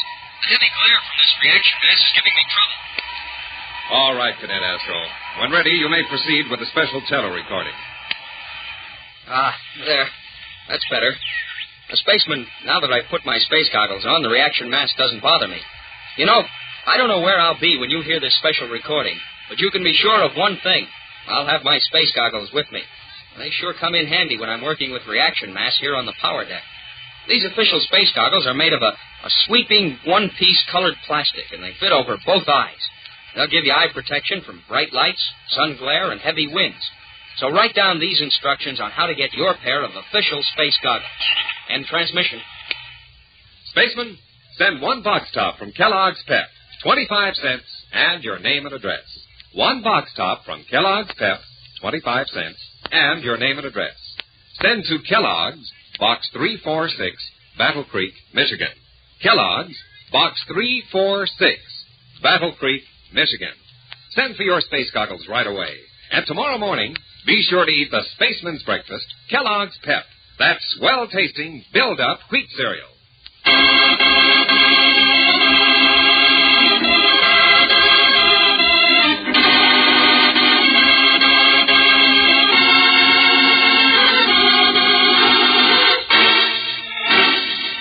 As the rocket ship New World streaks through outer space bound for the distant, newly discovered planet of Delport, an explosion suddenly tears a hole in her hull, through which the ship's precious supply of oxygen pours out.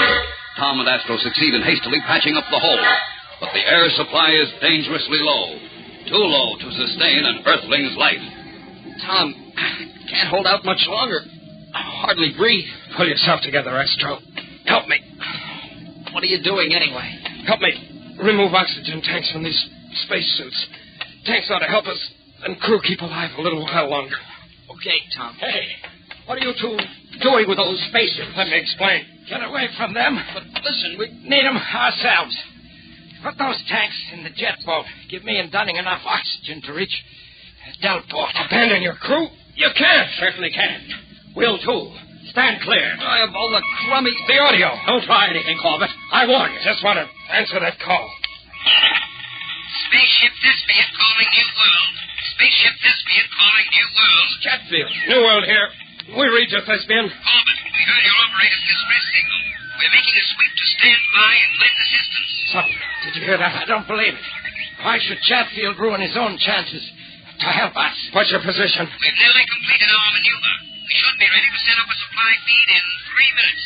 Can your crew hold out that long? We'll hold. Just stand by and we'll pump part of our oxygen into your ship.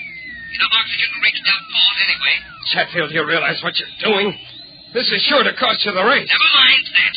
There is a spaceman's code, you know. Stand by for company. By Jupiter, that actor is a real spaceman, which is more than can be said of present company. Like your jets. And if you know what's good for you, keep them plugged. We just lost our heads, that's all. All right. But now you can open those tanks on the spacesuits.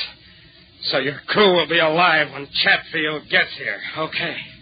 Get busy, Dunning. By all the galaxies, Tom.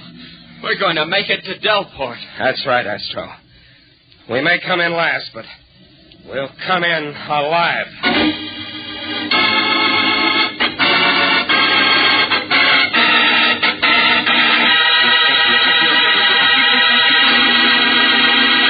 Don't miss the next action-packed adventure with Tom Corbett and the Space Cadets on Thursday, when the race is on for mineral wealth on the fabulous planet of Delport, in the second part of The Vultures of Space.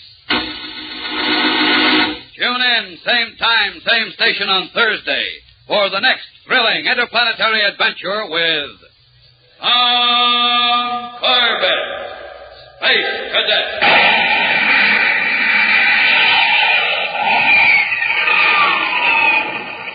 Brought to you by Kellogg's Pep, the build-up wheat cereal.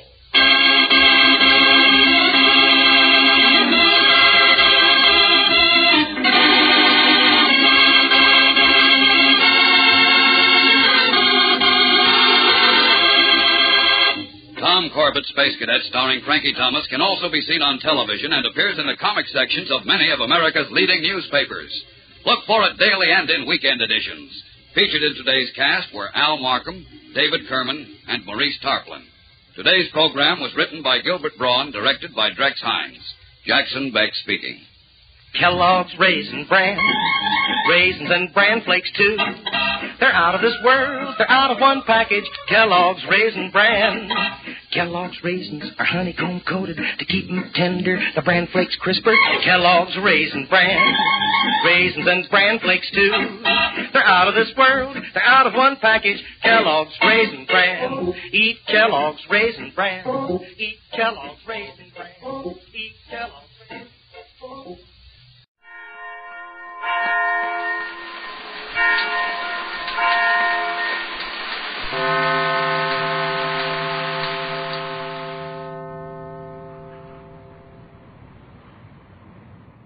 Getting impatient for baseball season to start? Have a touch of spring fever? Want to get away from it all? We offer you Escape.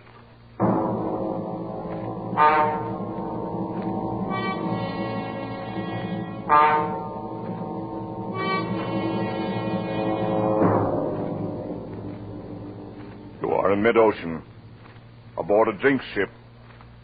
Already 9 men have died. And you know that some malignant force is aimed at you from which you cannot escape.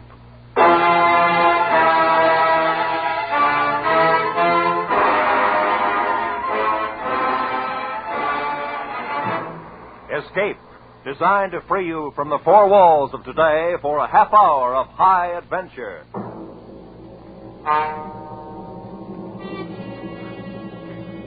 Tonight, we escaped from the North Atlantic in the year 1900, and to a sailing ship whose very name struck dread in sailors' hearts, as Joseph Conrad told it in his famous story, The Brute.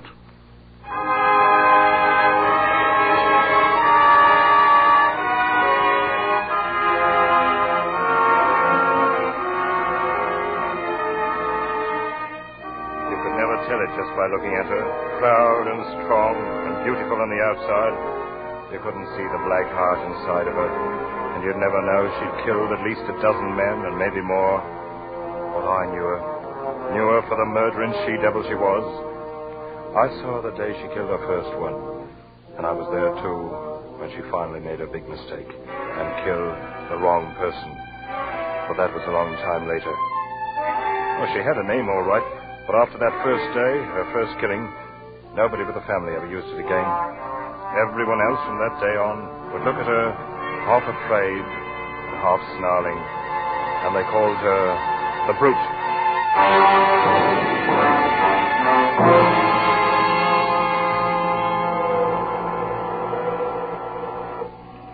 I remember I was 14 the day my father took me down to the South Thames boatyard to watch the launching of the ship. My brother Charlie was there, of course, 8 years older than me and very proud of his one gold stripe, now that he'd been made an officer on the Apps line. Charlie and Father were talking. I just stood and listened to them and didn't say much of anything myself. Look at her, Dad. Ever see a ship in your life with lines like that? I bet she'll outsail any clipper in the China trade. Well, that remains to be seen, Charlie. How soon are they going to launch her? Any minute now. I'd give it out to be sailing on her, instead of on the Malcolm Apps. Well, the Malcolm's a good ship, son. As good a ship as any the Apps family owns. No, I'm not kicking. I'm glad enough to be through apprenticeship and get my commission. But even at that, I'd almost rather be a bosun on this ship than third mate on the Malcolm. I understand that Colchester's to be her captain. Yes, that's right.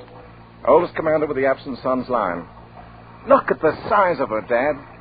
She's a full 2,000 tons. Less half a ton, Charlie. Oh, good morning, Mr. Derman. Mr. Wilmot. Hello, Ned. How do you do, sir?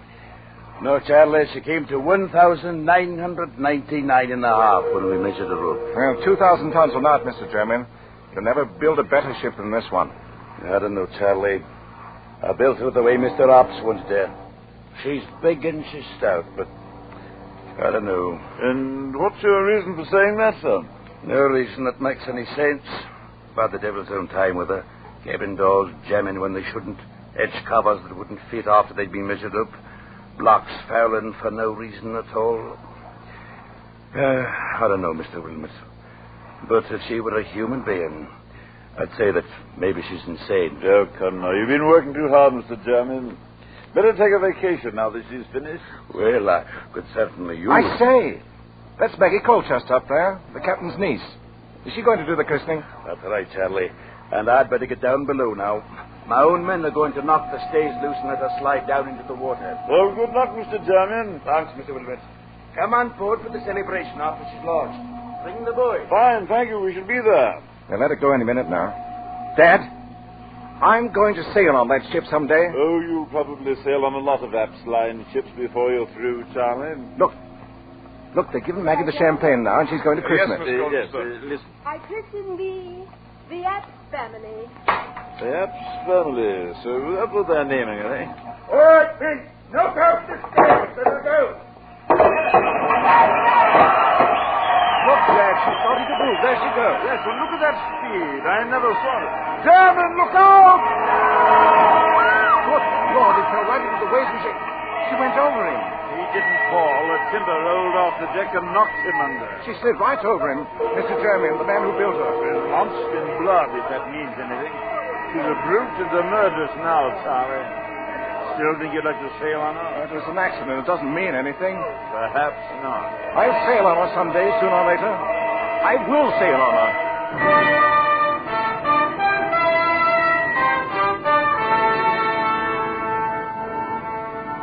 Well, the way things worked out, I was the one to sail on her first instead of Charlie. He'd gone on out to the Orient aboard the Malcolm. And 6 months later, when I started my apprenticeship, I found the company had assigned me to report to Captain Colchester on the Apps family, or the Brute, as everybody was calling it privately. There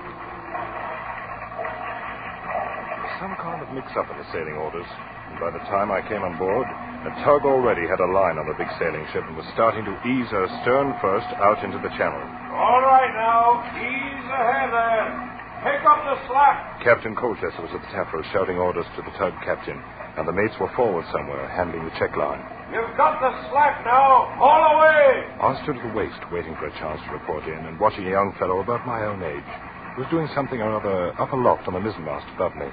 The tug had drawn the line out taut, but the ship hadn't started to move yet. You've got no way on her yet. Turn your engine up to full speed. The tug was churning the water to froth, and the hawser was tight as a bowstring, but we still didn't move. Keep that up. Hold that on full throttle. Then suddenly the ship gave a lurch and started back like a bucking horse. The men forward had no chance to ease the check cable, and a second later it snapped. The ship plunged on back and then sheered over, giving up a smash against the pierhead that knocked me sprawling on the deck. And at that moment, the lad who'd been working aloft on the mast crashed down onto the deck not 10 feet away from me. And he lay there without moving. Give a hand up here on my waist, mate. Young Hawkins just fell out of the tops. Hey. That's too bad. Is he dead, Captain Colchester? He's dead, boy. You get a hold of yourself. Don't stand there trembling. You never seen anybody die before? Yes, sir. On the day they launched this ship. Oh, Jeremy, eh? You're a young Ned Wilmot, I suppose, the new apprentice. Yes, sir. And no doubt you may have heard this ship called by an unpleasant name once in a while. Yes, sir. The Brute. Well, you'll be kind enough to remember while you're aboard that her name is the Apps family, and she's had her share of accidents, the same as any other ship. Is that quite clear? Yes, sir. And get along forward with you and stow your gear away on the forecastle. You'll take over the young Hawkins' duties for the time being. Yes, sir.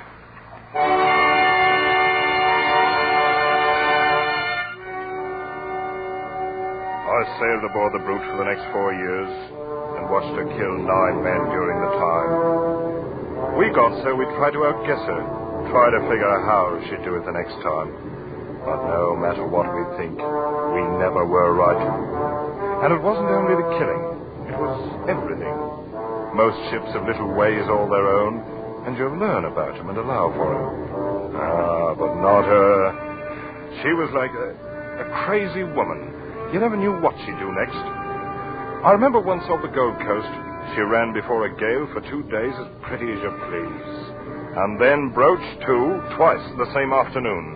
Flung the helmsman clean over the wheel the first time, and the second time swamped herself fore and aft and split out every stitch of canvas. And after we got the decks cleaned up, we found one seaman had gone overboard. He was her fifth, I guess it was. Or maybe the sixth. Oh, she was beautiful, the Abs family was. Big and proud and beautiful. And along with it, the killer. A black-hearted, sea-going brute.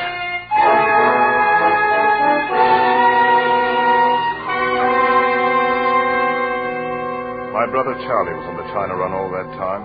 First on the Malcolm and later on the Lucy Epps. But we never happened to hit port at the same time. Finally, the time of my apprenticeship was up. We boomed into London at the end of the trip. And I went before the board for my papers. I guess they figured anybody who could stay alive for 4 years on the brute must be a seaman. Anyway, I passed, and Mr. Epps handed me my sailing orders along with the commission. I was assigned as third mate to Captain Colchester on the Epps family. Well, congratulations, Ned. Glad you're going to stay with us. Thanks, Captain Colchester. You've been a hard-working apprentice, and I've no doubt but you'll be a good officer. In fact, we have a man on board who'll make sure of that. Why? What do you mean, Captain? Got a new first mate on this trip. Come in, Charlie. Charlie? Well, hello there, youngster. I say, you've been doing a bit of growing in the last 5 years. Charlie, I didn't even know you were in port. Been in for a week down country, though. I hear you fooled the board. Careful, man. You're talking about your own third mate. Yes, so they tell me. And you'll be traveling lively on this trip, my boy. Easy. Don't forget, I know this ship and you don't. And I'll learn it quick enough. Been wanting the chance for a long time.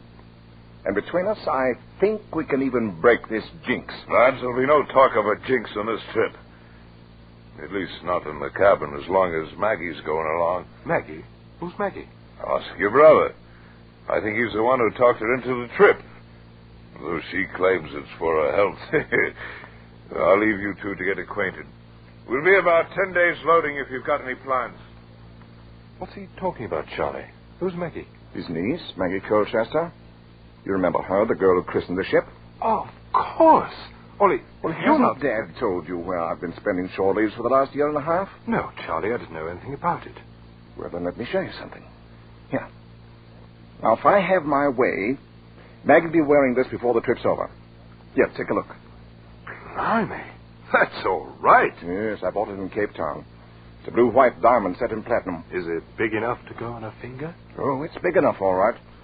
And that's where it's going if I can talk her into it. And who's going to talk who into what, Charlie? Maggie, I was, saying that, I hoped I could talk you into going ashore for dinner with me. Oh, where are you now? You big liar. Oh, Maggie, this is my brother, Ned. Ned, this is Maggie. How do you do? And are you one of the officers, too? I'm the new third mate. Well, I certainly hope you're more truthful than your brother. Maggie. Whose invitation to dinner I am accepting with pleasure. Oh, really? See you both later. All right, you are. About an hour. Charlie, she's lovely. Well, she's more than that, Ned. She's everything as far as I'm concerned. Well, in that case, good luck. I hope you get her. Well, we'll see about that. Anyway, with Maggie aboard, we've got to make sure this jinx ship stays on good behavior for once. It'll be the first time if she does. Well, it's the first time we've had both the Wilmots on board together. We'll tame her down, Ned. We'll make her calm and peaceful as an old workhorse. Just you wait and see if we don't.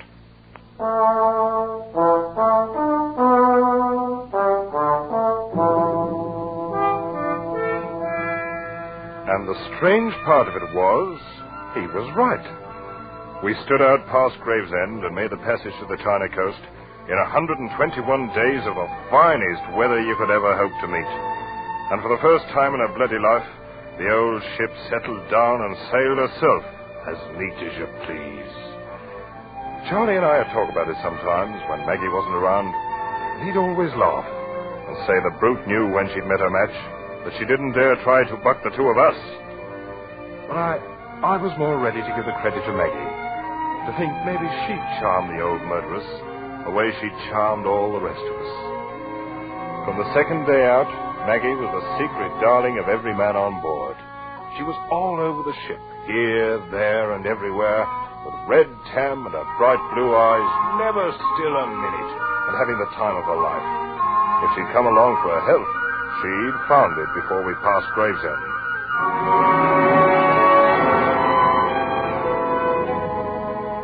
We raised a storm on the passage back and ran 4 days in a heavy gale. I stood by and held my breath, ready for anything, and nothing happened. The old lady, App's family, held up her head and sailed along like a seagull. Any time before, she'd have buried her gunwale in the quartering seas, but now, all the water she shipped you could put in a teacup. 109 days from Hong Kong, we raised the Dungeness Light, and early the next morning picked up a tug off Sheerness for the long tow upriver to London. The ship followed along on the tow line like a puppy on a leash, and we moved slowly up the river past Gravesend. All of us were glad to be home, but Maggie most of all, I think, because she'd never been at sea so long before. I had to smile at the way she danced around in the bows, picking out one landmark after another as we came to them, sometimes standing up on the spare anchor we'd taken in. What's wrong, Ned? That tug stopped her engines. Collision up ahead in the channel, Charlie. Looks like a yawl and a schooner fouled together. Oh, yes. Well, looks like they're clearing it up now. Guess we can move again in a couple of minutes. Maggie, why don't you go on the afterdeck? You're on the way up forward there. Oh, I'm all right, Charlie. Stop worrying. We're almost home. Better save your orders for the crew, Charlie. She outranks you. Oh, I'll take orders from her any day. Yes. We are almost home, Ned. We've had a lucky voyage. It's the first halfway peaceful trip I've ever made in the old brute. Oh, I told you we'd tame her down. She's turned over a new leaf, Ned. Well, it won't last long if she keeps on sheering off there and drifting back down the channel. Huh? Oh, yes. And we're heading straight for those fishing smacks. Better have the tug start up and hold a taut line on her. I've seen her do this before. Yes. Ahoy, the tug! Take up the slack and get her straight in the channel. Hold it against the current. Any other ship would have held steady for the 2 or 3 minutes we'd stopped, but not the old App's family. And now when the tug tightened up in the hawser, pulling at an angle across her bows, she wouldn't respond, wouldn't budge. The old girl wanted her own way. She was just as stubborn as ever. Ahoy, the tug! We're still drifting. Up it up to full speed. Confound her. I never saw a ship act like this. The heavy hawser was pulled so tight it was humming, and Tug's paddles with her engines full whipped up the water like a mill race. And then it happened. The heavy towing chock tore loose from the deck. The hawser began sliding across the bow, ripping out rail stanchions like matchsticks. Then the hawser was going to sweep under the hooks of the spare anchor, the anchor that Maggie was standing on. Maggie! Get off that anchor! Look out! She tried to jump clear, but she was too late. The great anchor had tipped up on its side, clasped her about the waist like a monstrous arm of steel. It had carried her with it, and swung down and over and smashed against the side of the ship. She went into the water. Take charge of the deck, Ned. I'm going in after her. Ned, was that Maggie? Yes, sir. She's overboard, Captain Colchester. Maggie. Oh, the dirty, murdering brute. Now it's women she's killing. Let go the port anchor! Hold the ship in the ears and get the boats over! I hadn't told Charlie, and I didn't say anything about it to Captain Colchester. But I stood there, and I knew it wasn't any use. Because I'd seen the way the heavy anchor had carried her over, and then swung in to smash her against the bow before it dropped her into the water. And I'd seen the way that water beneath the bow was all colored red.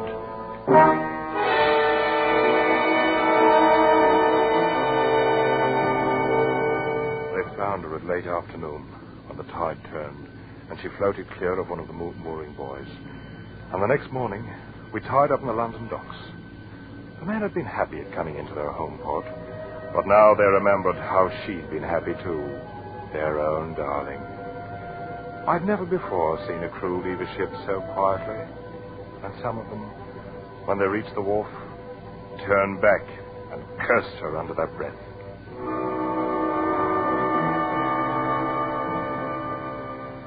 Finally, it was only Charlie and I, alone on the quarterdeck, and Captain Colchester was below, somewhere in the cabin. She never wore it, Ned. The ring. She never wore it. But she would have, Charlie. I know she meant to. She was just having a little fun with you, that's all. With all of us on board, why did the brute have to go for Maggie? Why? I guess there's not much answer for that. She was everything I wanted. Everything. Yes, Charlie. I know. I talked her into making the voyage. It was my idea. It's no good, Charlie, this kind of thinking. I guess you know that. I don't know. She's everything I wanted. Charlie, Oh, Mr. Wilmer. Over here, Captain. I'm going ashore.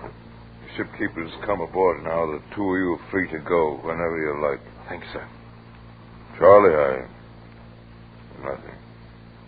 I'm resigning command in the morning. I'll never set foot on board her again as long as I live. I feel the same way, sir. Well, come into the company office in a day or two and sign out for the log. Good day, gentlemen. Charlie, we'd better go ashore, too. We're done here. Yes, I suppose we are. I'll arrange to have our gear picked up later. There's no use of... Captain, look out!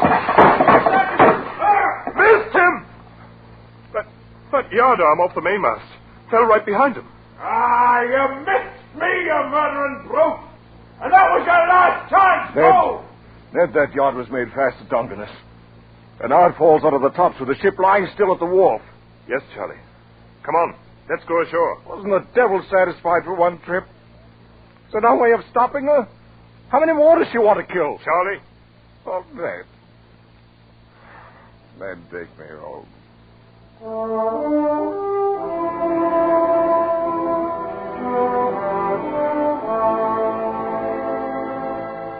Charlie was 10 years older by the time we reached home, and it was 2 weeks before he'd do anything more than sit in his room and stare at the wall, saying nothing. Captain Colchester carried out his threat and resigned from the company the morning after we docked, and I filed my application for a transfer. The Epps family was reloaded and ready to sail, but she stayed on lying at the wharf with nobody to take her out. And that's the way things stood for 2 weeks, until one morning a bombshell dropped.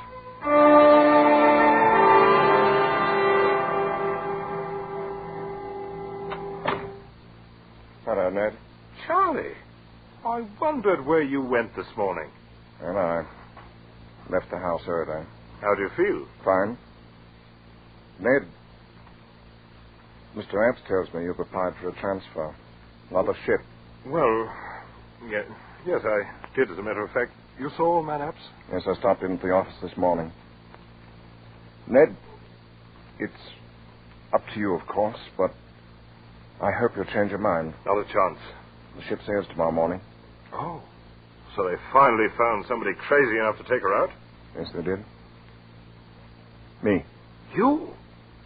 You're going to skip her the brute?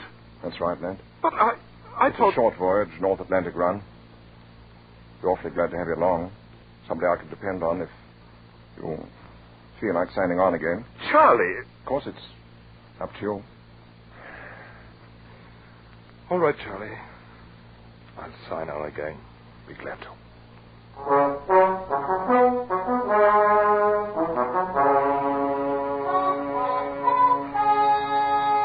We boomed out past the Sheerness Light and headed north, hugging a lee shore in the stiff breeze. The ship drove ahead as steady as a barge, with scarcely a roll or a quiver. But in spite of the smooth and easy way she handled, I couldn't help feeling uneasy.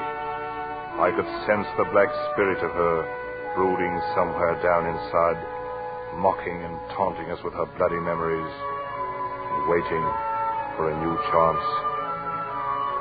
By nightfall, we were running hard in along the Kettling coast, where those rocky headlands break at intervals out of the shelving sandy beaches. The onshore wind held steady in our quarter, and the sun sank down behind the land some 3 miles away.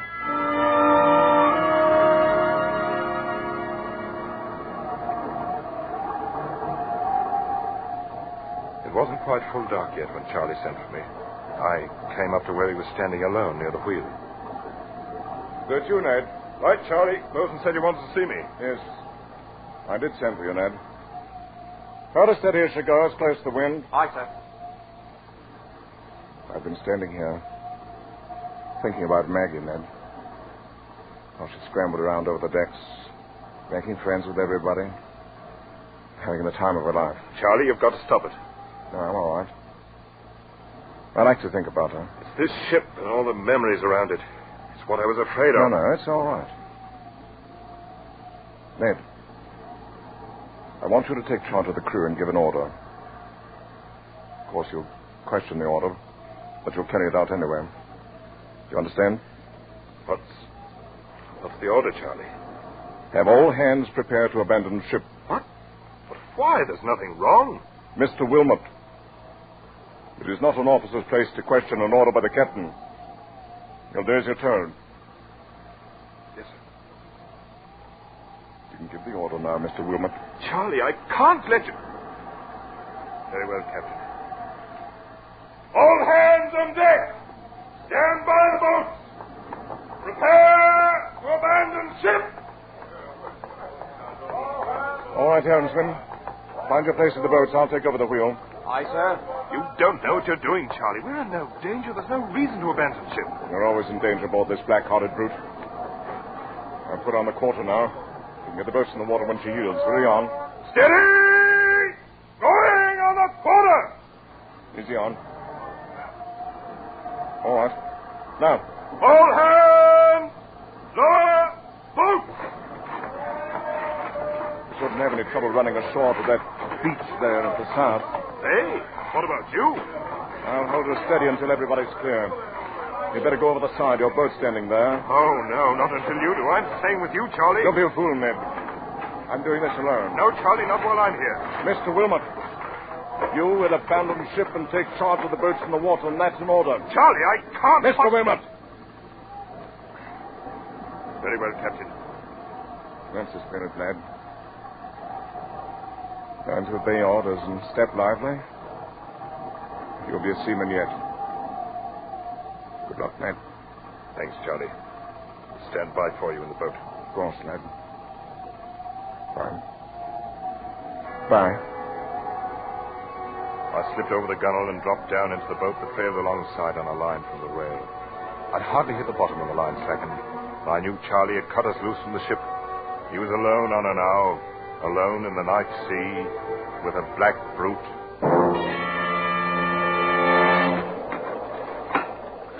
Look, sir, look. He's laid it over, away from the wind. Charlie had put the helm over hard, with a terrible shudder of her dark sails and a smother of white foam from her bows. The great ship heeled about in a sharp turn and then began to drive ahead like some mad thing before the wind.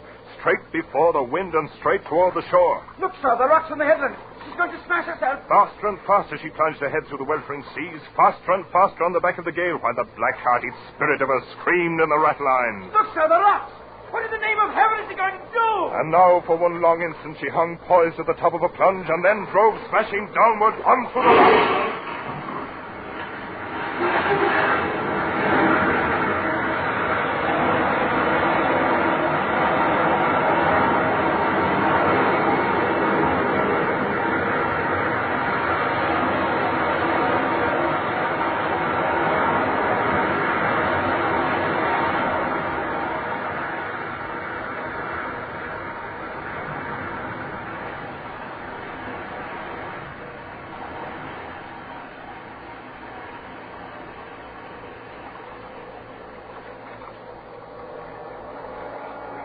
We stood by, as close as we dared, for 3 hours, while the killer ship pounded herself to bits in the surging sea. But we didn't find my brother Charlie. And from the first minute, I knew we wouldn't. Because just before I'd left the ship, there by the helm, in the light of the binnacle lamp, I'd seen the thing he was holding, clenched tight in his hard brown fist. It was a tiny platinum ring, set with a blue-white diamond.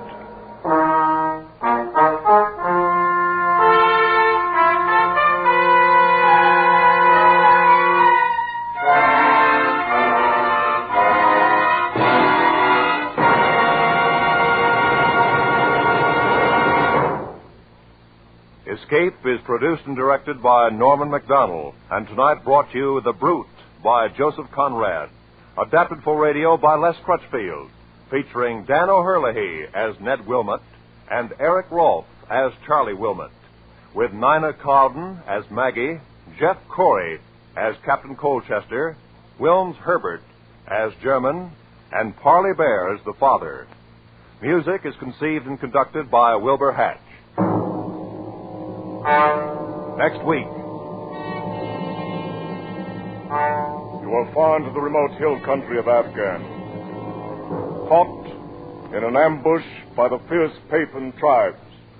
Trapped in a hopeless fight from which there seems no escape.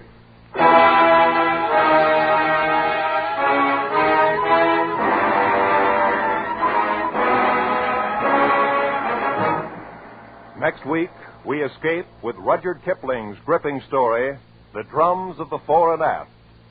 Good night, then, until the same time next week, when once again we offer you Escape.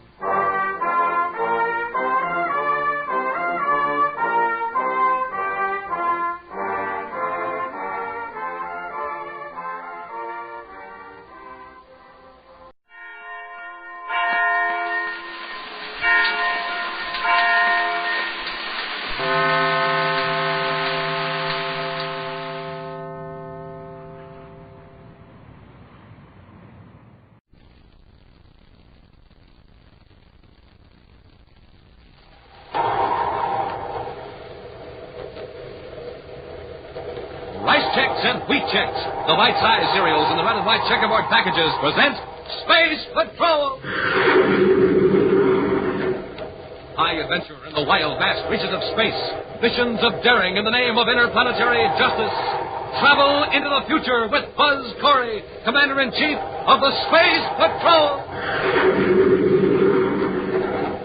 In today's transcribed Space Patrol adventure, Buzz and Happy are in a surface car speeding down a highway toward Lowell City on the planet Mars. It looks like we're going to make it, Commander. If anyone was going to stop us, they've lost their Commander, look. I see it, Hap. It's an atmosphere ship. It's swooping down right on top of us. The Cobra gang. And there's no way we can fight them off. What they're waiting for. If that ship's armed, they're close enough to blast us to pieces. Uh-oh. What's that? Magnetic holding field. Smoke and rockets are picking up the car. It'll help us. If they cut that field, we'll crash. We'll return in just a moment with today's exciting Space Patrol adventure, The Zero Ray. Rice checks are the perfect size. It's tops with all the guys. Fit right into a spoon, good to eat, morning, evening, and noon. Well, hi, Space Patrollers. This is Captain Dick Tufeld, and that was George, the Space Patrol jingle maker, telling you in his way that rice checks are tops for size. For flavor, tops, too. Those checks ring a bell. Any way you eat them, rice checks taste swell. Tops for taste, you bet. A delicious toasted taste. Rice checks will ring the bell with you, Space Patrollers, any way you eat it.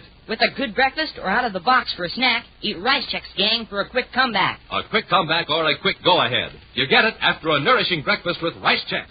Because rice checks are tops for get up and go. If you like whole wheat, super keen and neat, make sure, Space Patrollers, the checks you eat are wheat. Rice checks, wheat checks, in the red and white checkerboard package, with the picture of Commander Corey or Cadet Happy on the outside and the free Space Patrol trading card inside. Rice checks, wheat checks, tops three ways, for taste, for size, for get up and go. And now today's Space Patrol adventure, The Zero Ray. With Emil Gargoth at last in custody on Terra, Commander Corey has had every right to consider the menace of the Cobra gang to be ended. Even if Gargoth should stubbornly refuse to name his henchmen, the brainograph could easily reveal their identities and every detail of the elaborate structure of the criminal organization. But something has happened to prevent the immediate use of the brainograph on Emil Gargoth. In his central office at Space Patrol headquarters, Commander Corey fumes at the delay. There isn't any excuse for this. I gave orders that Gargoth was to be watched every second. Well, maybe he really did get sick, Commander. Of course he's sick. Must have had some chemical concealed on him. Somebody slipped up when they searched him. Well, anyway, he'll be out of the hospital in a day or so, and then we can give him the brainograph test. By then, most of his important agents will know Gargeth has been captured. They'll have time to get away. I guess that's right. But at least they won't be operating as the Cobra gang. There'll just be a lot of individual rats running for cover. So much depended on a fast closing in on Gargeth's leaders. I'll get that, will you, Ham? Yes, sir. Commander Corey's office. Cadet Happy here. Yes, Dr. Arnold. Yeah, he's right here. Commander, it sounds important. Yes, Dr. Arnold. What?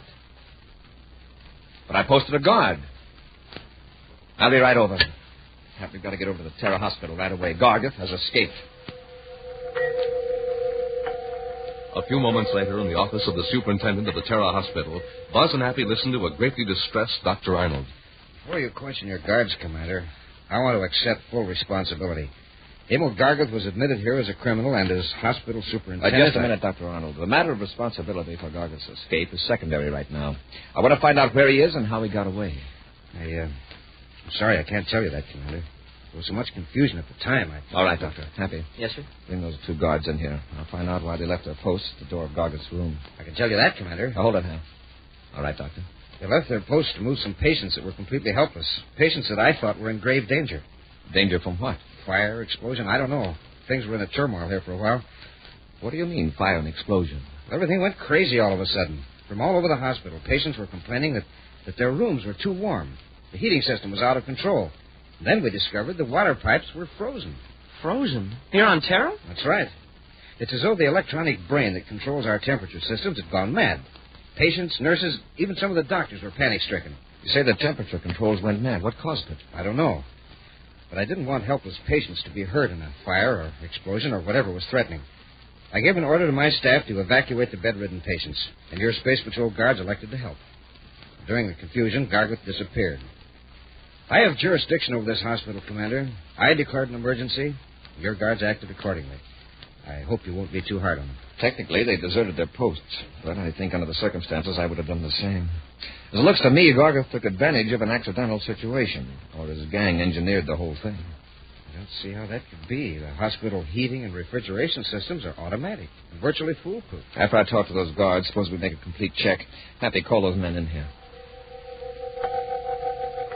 A few moments later, Commander Corey dismisses the guards and, with Dr. Arnold and Happy, examines the master temperature control unit in the sub-cellar of the Terra Hospital.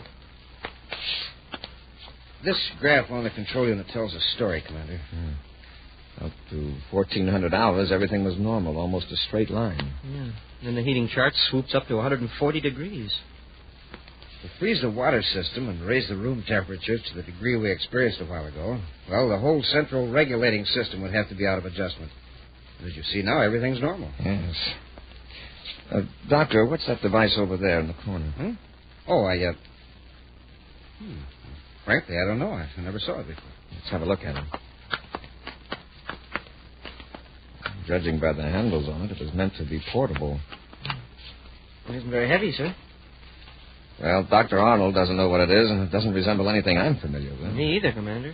We just take it to the security lab for a check.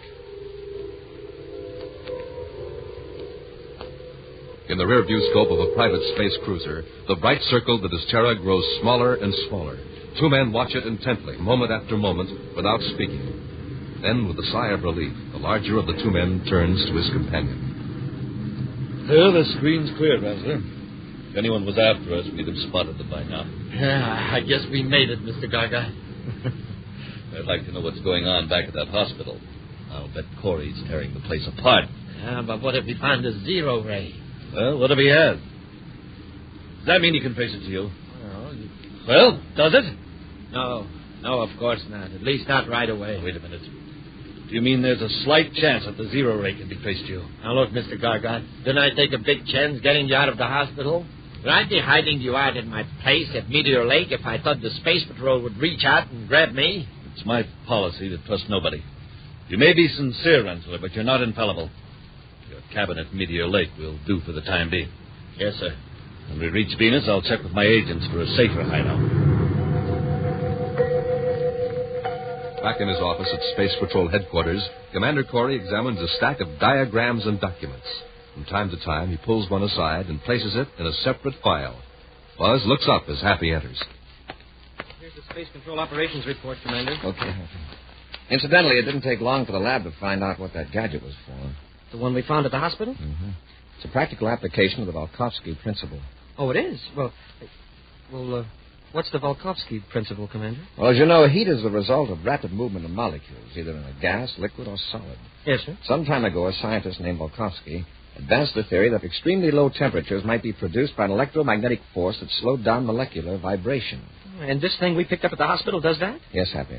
It projects invisible beams that literally freeze everything they touch. Oh. And that's what froze the water system. Exactly. Hey, but wait, the rooms were overheated. What caused that? The same device. One of the freeze beams was focused on the master thermostatic control. As you know, a thermostat doesn't think, it reacts.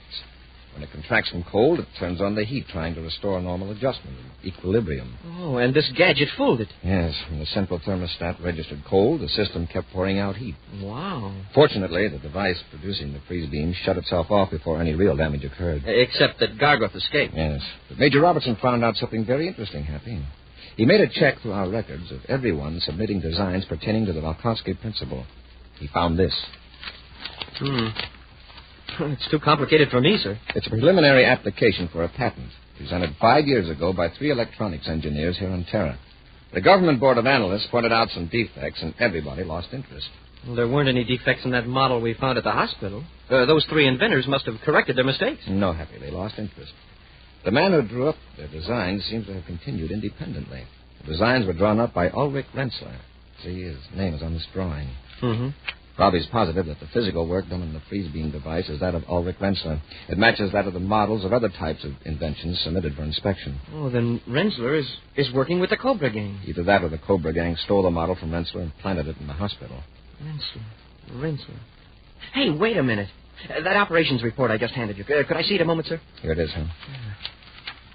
I know I saw that name here somewhere. For the past year, Renzler has been living on Venus by Meteor Lake, supposedly on royalties from his invention. Here, sir, I found it.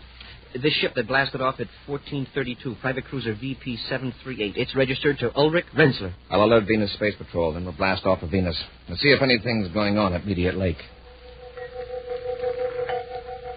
Several hours later, the Terra 5 roars high over the cloudy surface of Venus, spiraling around the Meteor Lake region 300 miles west of Venus City. Carefully, Cadet Happy adjusts the infrared viewscope scanner. I can make out a construction of some kind, Commander. It seems to be on a slight rise of ground a few yards from the lake shore. That's Renzler's cabin. Uh-oh. And there's a spaceship. It's set down in a clearing just south of the cabin. It looks like the class and type of cruiser registered to Renzler. See if you can find a place where we can land without being seen or heard from the cabin. It's going to be tough, sir. Unless we want to hike through the hills several miles. Let me take a look at that screen. That is going to be a problem.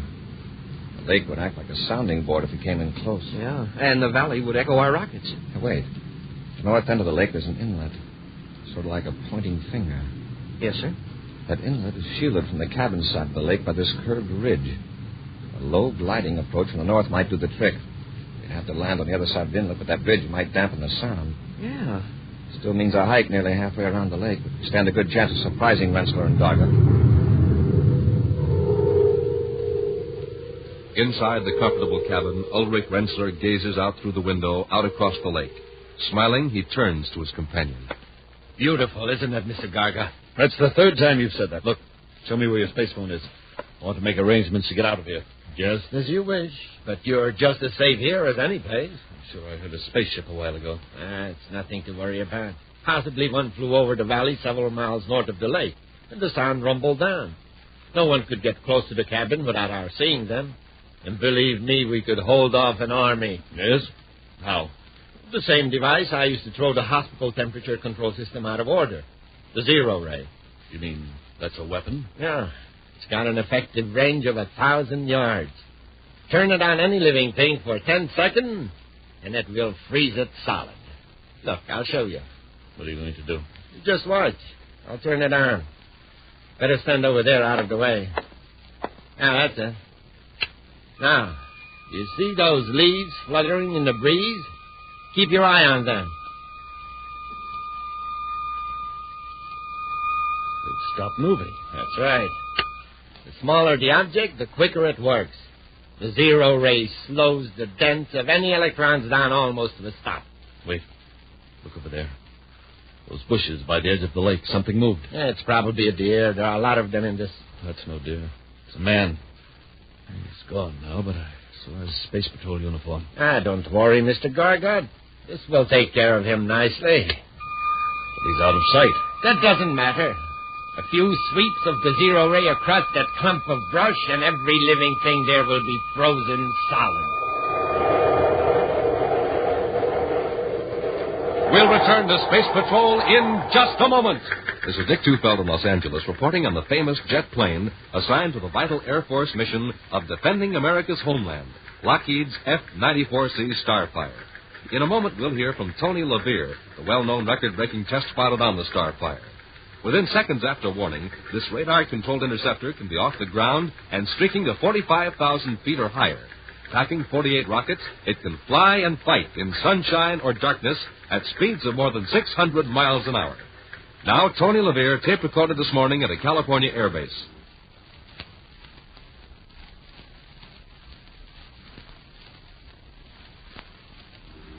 You know, good health is important to a test pilot, and I have to stay in top condition. I get lots of rest and eat plenty of good food. That's why I like a good cereal for breakfast, like rice checks or wheat checks. They have real energy and they taste swell. Why don't you try them? Make sure you keep yourself ready for action, the way Tony LaVere and lots of other famous test pilots do. Eat rice checks or wheat checks every morning. The cereals that are tops three ways. Tops for taste, for size, for real get up and go. That's checks, wheat or rice. And remember, they're tops with America's top pilots. And now back to today's Space Patrol adventure, the Zero Ray. Emil Gargoth, leader of the Cobra Gang, escaped from the Terra Hospital with the aid of Ulrich Rensler. And now the two men are hiding in Rensler's cabin at Meteor Lake on the planet Venus. Hoping to take the two criminals by surprise, Buzz and Happy are cautiously making their way through the brush along the lake shore, unaware that they've been observed. From the cabin, Rensler is sweeping the deadly zero-ray beam over the vegetation, planning to freeze the two space patrollers literally in their tracks. Something. I could do with the rest. This heat is really something. Yeah. Look at these leaves and branches. What about them, sir? A moment ago they were swaying in the breeze. Now they're rigid. Yet the breeze is still blowing. Uh-huh. It's rippling the water on the lake. Hey, look out, Happy. Commander, if you hadn't warned me, that limb would have hit me. Look at these leaves and twigs. Smoking rockets, they shattered, just like glass. And feel the limb. Cold. Cold as ice. Yes. In the tropical weather of Venus. This is a perfectly healthy branch. Now, why would it break off in a little breeze? Because it's brittle. Hap, look over there to your right. See how those leaves suddenly stop fluttering? Yeah. It's as though something were passing over them and freezing them. Hap, quickly. Under the bank and jump off into the water. Hurry.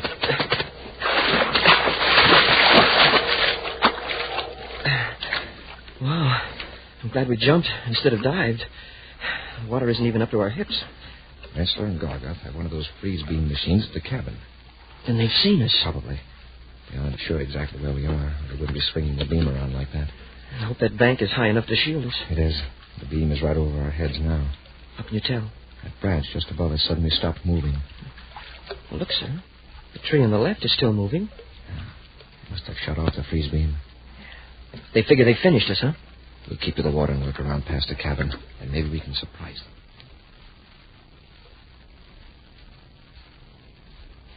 See? There's not a sign of them.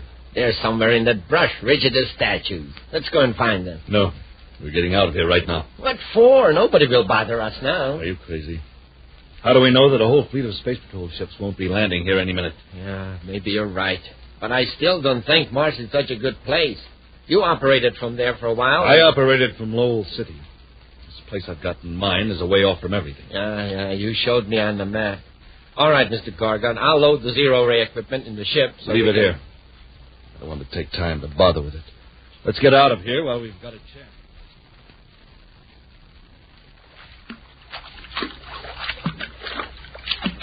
Wait a minute, Hap. Don't go any farther. I can see the roof of the cabin now. Got to be careful not let Gargoth and Rensler see us. It's going to be rough, passing the front of the cabin. The bank isn't very high, and there's no vegetation. Smoke and rockets! There's a spaceship blasting off. Oh, they got away. I guess they knew that we dodged the freeze ray. Not necessarily. Gee, they're nearly out of sight already. And it'll take us at least an hour to get back to our ship. Let's go to the cabin instead. We can spaceophone Venus City to alert patrol ships to look for Rensler's cruiser. I hope they haven't smashed their spaceophone transmitter. Now, come on, Hap. Keep under cover as much as possible. For all we know, somebody may still be at the cabin. Cautiously, Buzz and Happy work their way toward the cabin, then softly approach the door, which stands wide open. Maybe somebody's in there after all. The door's open. Well, I've got to come out in the open now. Come on. I'll go in first.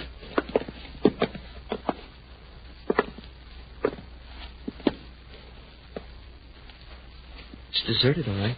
Yes, it has all the signs of a hasty departure. Yeah, they didn't even take time to pack. Look at all the stuff here. Yeah. Rensler must have thousands of credits worth of furnishings. Let's look around. See if we can get a clue on where they went. I'll check over the desk. Yes, sir. Say, here's the freeze beam equipment. Only Rensler calls it the Zero Ray.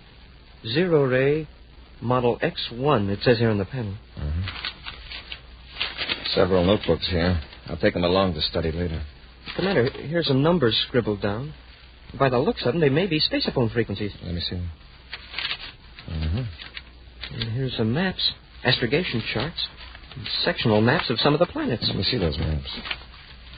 Are there any special marks on them? No, I'll check, sir. There's a notation on this scratch pad that might mean something. The word Jupiter has been crossed out, and there's a word that looks like it might be Mars. And it says 150 NE-LC. 150 NE-LC. It doesn't mean a thing to me. Oh, Commander, here's a chart of sector H5, Mars, and it's got a mark on it. Let's see. Yeah, it's a tiny cross. That's all arid desert in that region. Cross it between Lowell City and a nearly played-out mining area. Wait a minute. Let's see the scale. Happy, what if NELC stood for northeast of Lowell City? How far is that small X from Lowell City? About 150... Say, 150 NELC. Yeah, it fits. 150 miles northeast of Lowell City. I'll spaceophone Mars Space Patrol to check on that area from very high altitude so we won't scare anybody away. Then we'll blast off for Mars. Great. But I sure dread that long trek back around the edge of the lake to that ship. Why, if Rensler only had a boat, we could row across and save a lot of time. It's all right, Hap. We'll walk across. Okay, that's an idea. We can walk across the lake? Sure. We can work this Zero Ray. Stand back, Hap. Yes, sir. I'm going to focus it right at the edge of the lake and turn up the power. Smoke and rockets. The water's turning to ice. A whole strip of it. Uh-huh. A strip as wide as the freeze beam. After I make that spaceophone call, we'll carry the Zero Ray machine down to the lake and make our bridge of ice ahead of us as we cross. In the small sleeping compartment of his private cruiser, Ulrich Rensler tosses fitfully on his bunk as the ship streaks through space toward the planet Mars. Suddenly, he awakens with a start as a hand grips his shoulder. Come on, Rensler, wake up. Oh, it's you, Mr. Garga. Who did you expect it to be? There's nobody aboard but us. Just jumpy, I guess. Do you want me to take the controls for a while? Yes. That isn't why I called you. Your quick freeze ray didn't work back at the lake. What? How do you know? I overheard part of a spacephone conversation. You know who that was trying to surprise us at the cap? Commander Corey. Corey?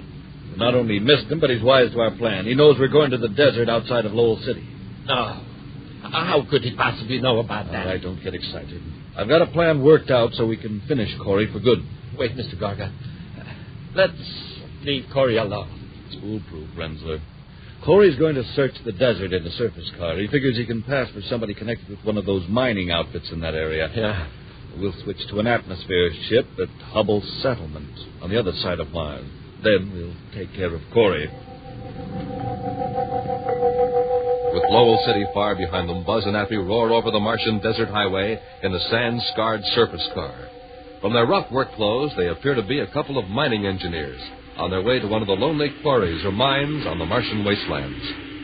Gee, Commander, we've come more than 50 miles and we haven't seen a soul. Probably why Gargoth picked this region for a hideout. With this battered-up car and the surveying equipment, we ought to be able to get pretty close to his place without exciting suspicion. That's what I'm counting on, Hap. With all those tools back there, we could be independent prospectors if we have to. Hey, Commander, look. I see it, Hap. It's an atmosphere ship, and it's swooping down right on top of us. If that ship's armed, they're close enough to blast us to pieces. Hey, what's that? It's the ship's magnetic holding field. Smoke and rockets. Hey, they're picking up the car. They're right off the highway. We're helpless. If they cut that field, we'll crash. Well, the ship's sure gaining altitude fast. Yes, it's too late to jump. Are you all right, Commander? It's Gargoth. This is the main commander. Switch your space mode to 478.2 megacycles. And don't attempt to contact Space Patrol headquarters or I'll cut the holding field and drop you. Understand? Yes, Gargoth. I understand. We are now 100 feet off the ground. Rensler will maintain this altitude until we are far away from Lowell City. Over the hills, I shall cut the holding field and drop you into a most inaccessible spot, miles from a highway or road. Chances are the wreckage will never be found. Just how do you think you're going to get off of Mars? Every spaceport is being watched, and this is only an atmosphere ship. I have a spaceship ready, and it's miles from a spaceport, Commander. Now, if you'll excuse me, Corey, I'll keep a sharp lookout for Space Patrol ships. What a fix. Not a patrol ship in sight. No. I'm sure that spaceport switch is at the off position, Hap. I don't want Gargoth to hear us. Believe me, there are a few things I want him to hear. Got to work fast, Happy. What can we do? We're suspended under the belly of a ship 100 feet off the ground, and Gargoth will probably take us higher before he drops us. Hap, reach back in that tool chest. Yes, sir. Is an atomic torch there? Yes, sir. Good. Now listen, right above us in Gargoth's ship is a small cargo bay. Now get busy with that cutting.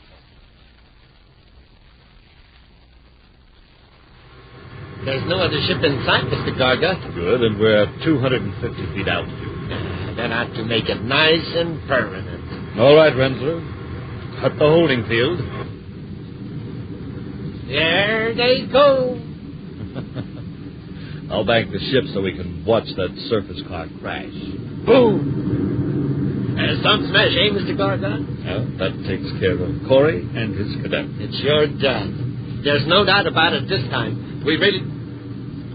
Mr. Gargoth. Rensler, what's the matter with you, Huggett? Corey, don't stand there gibbering, Rensler. Shoot them. No, you don't.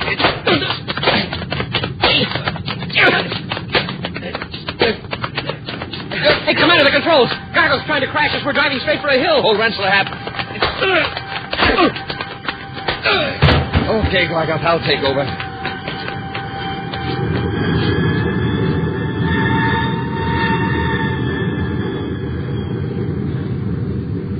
Oh, you pulled her out just in time. I'll take the ship into Lowell City, Hap.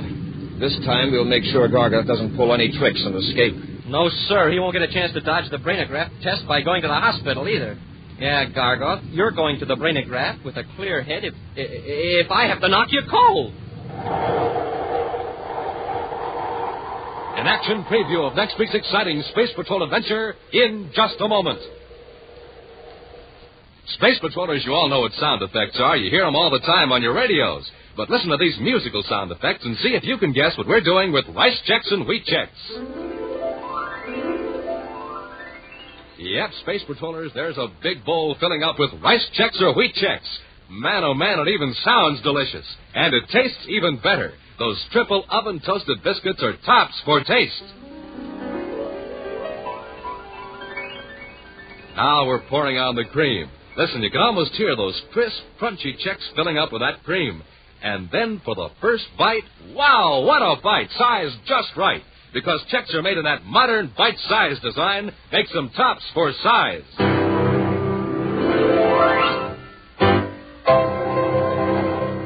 Hey, that's you, blasting off for a big day of action after a good, nourishing breakfast with Chex, the cereal's tops for get up and go. So, gang, go get Rice Checks today, and get Wheat Checks, too, the official bite-sized cereals of the Space Patrol. In the red and white checkerboard package with the picture of Commander Corey or Cadet Happy on the outside, the one and only cereals that bring you a free Space Patrol trading card inside the package. Rice Checks, Wheat Checks.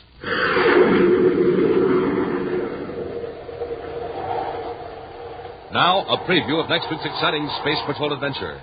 Buzz and Happy are in their spacesuits, advancing across the rocky surface of the planet Mercury toward the hideout of an escaped criminal. Hold it, Happy. Something moved up canvas. It looked like an animal of some kind. An animal on Mercury? That's right. Well, whatever it is, there's another one. Pat, it's a small robot. Castro was probably using them to observe us. Yeah, they look like turtles, except that they move a lot faster. We'll go back a few hundred yards and figure out another plan of action. Pat, look behind us. We're surrounded by them. Yes, sir. Oh, my leg! It's some kind of weapon. They're shooting pain rays right through our spacesuits. They're closing in on us. Dozens of them. Commander, I can't move! Be sure to join us next week for the thrilling story, The Super Brain of Volmer Castro, when Rice Checks and Wheat Checks again present Space Patrol!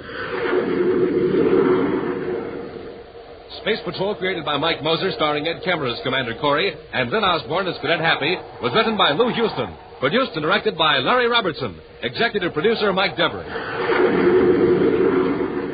Other players were Ken Mayer, Norman Jolly, Baylor Kovach, and Stephen Robertson. Dick Tupel speaking. Now, don't forget to tune in next Saturday and every Saturday when Rice Checks and Wheat Checks again present Space Patrol. Be sure to see another exciting Space Patrol program on your local ABC television station. Consult your local paper for time and channel. This program is broadcast for Armed Forces overseas through the worldwide facilities of the Armed Forces Radio Service. Space Patrol came to you transcribed from Hollywood. This is ABC Radio Network.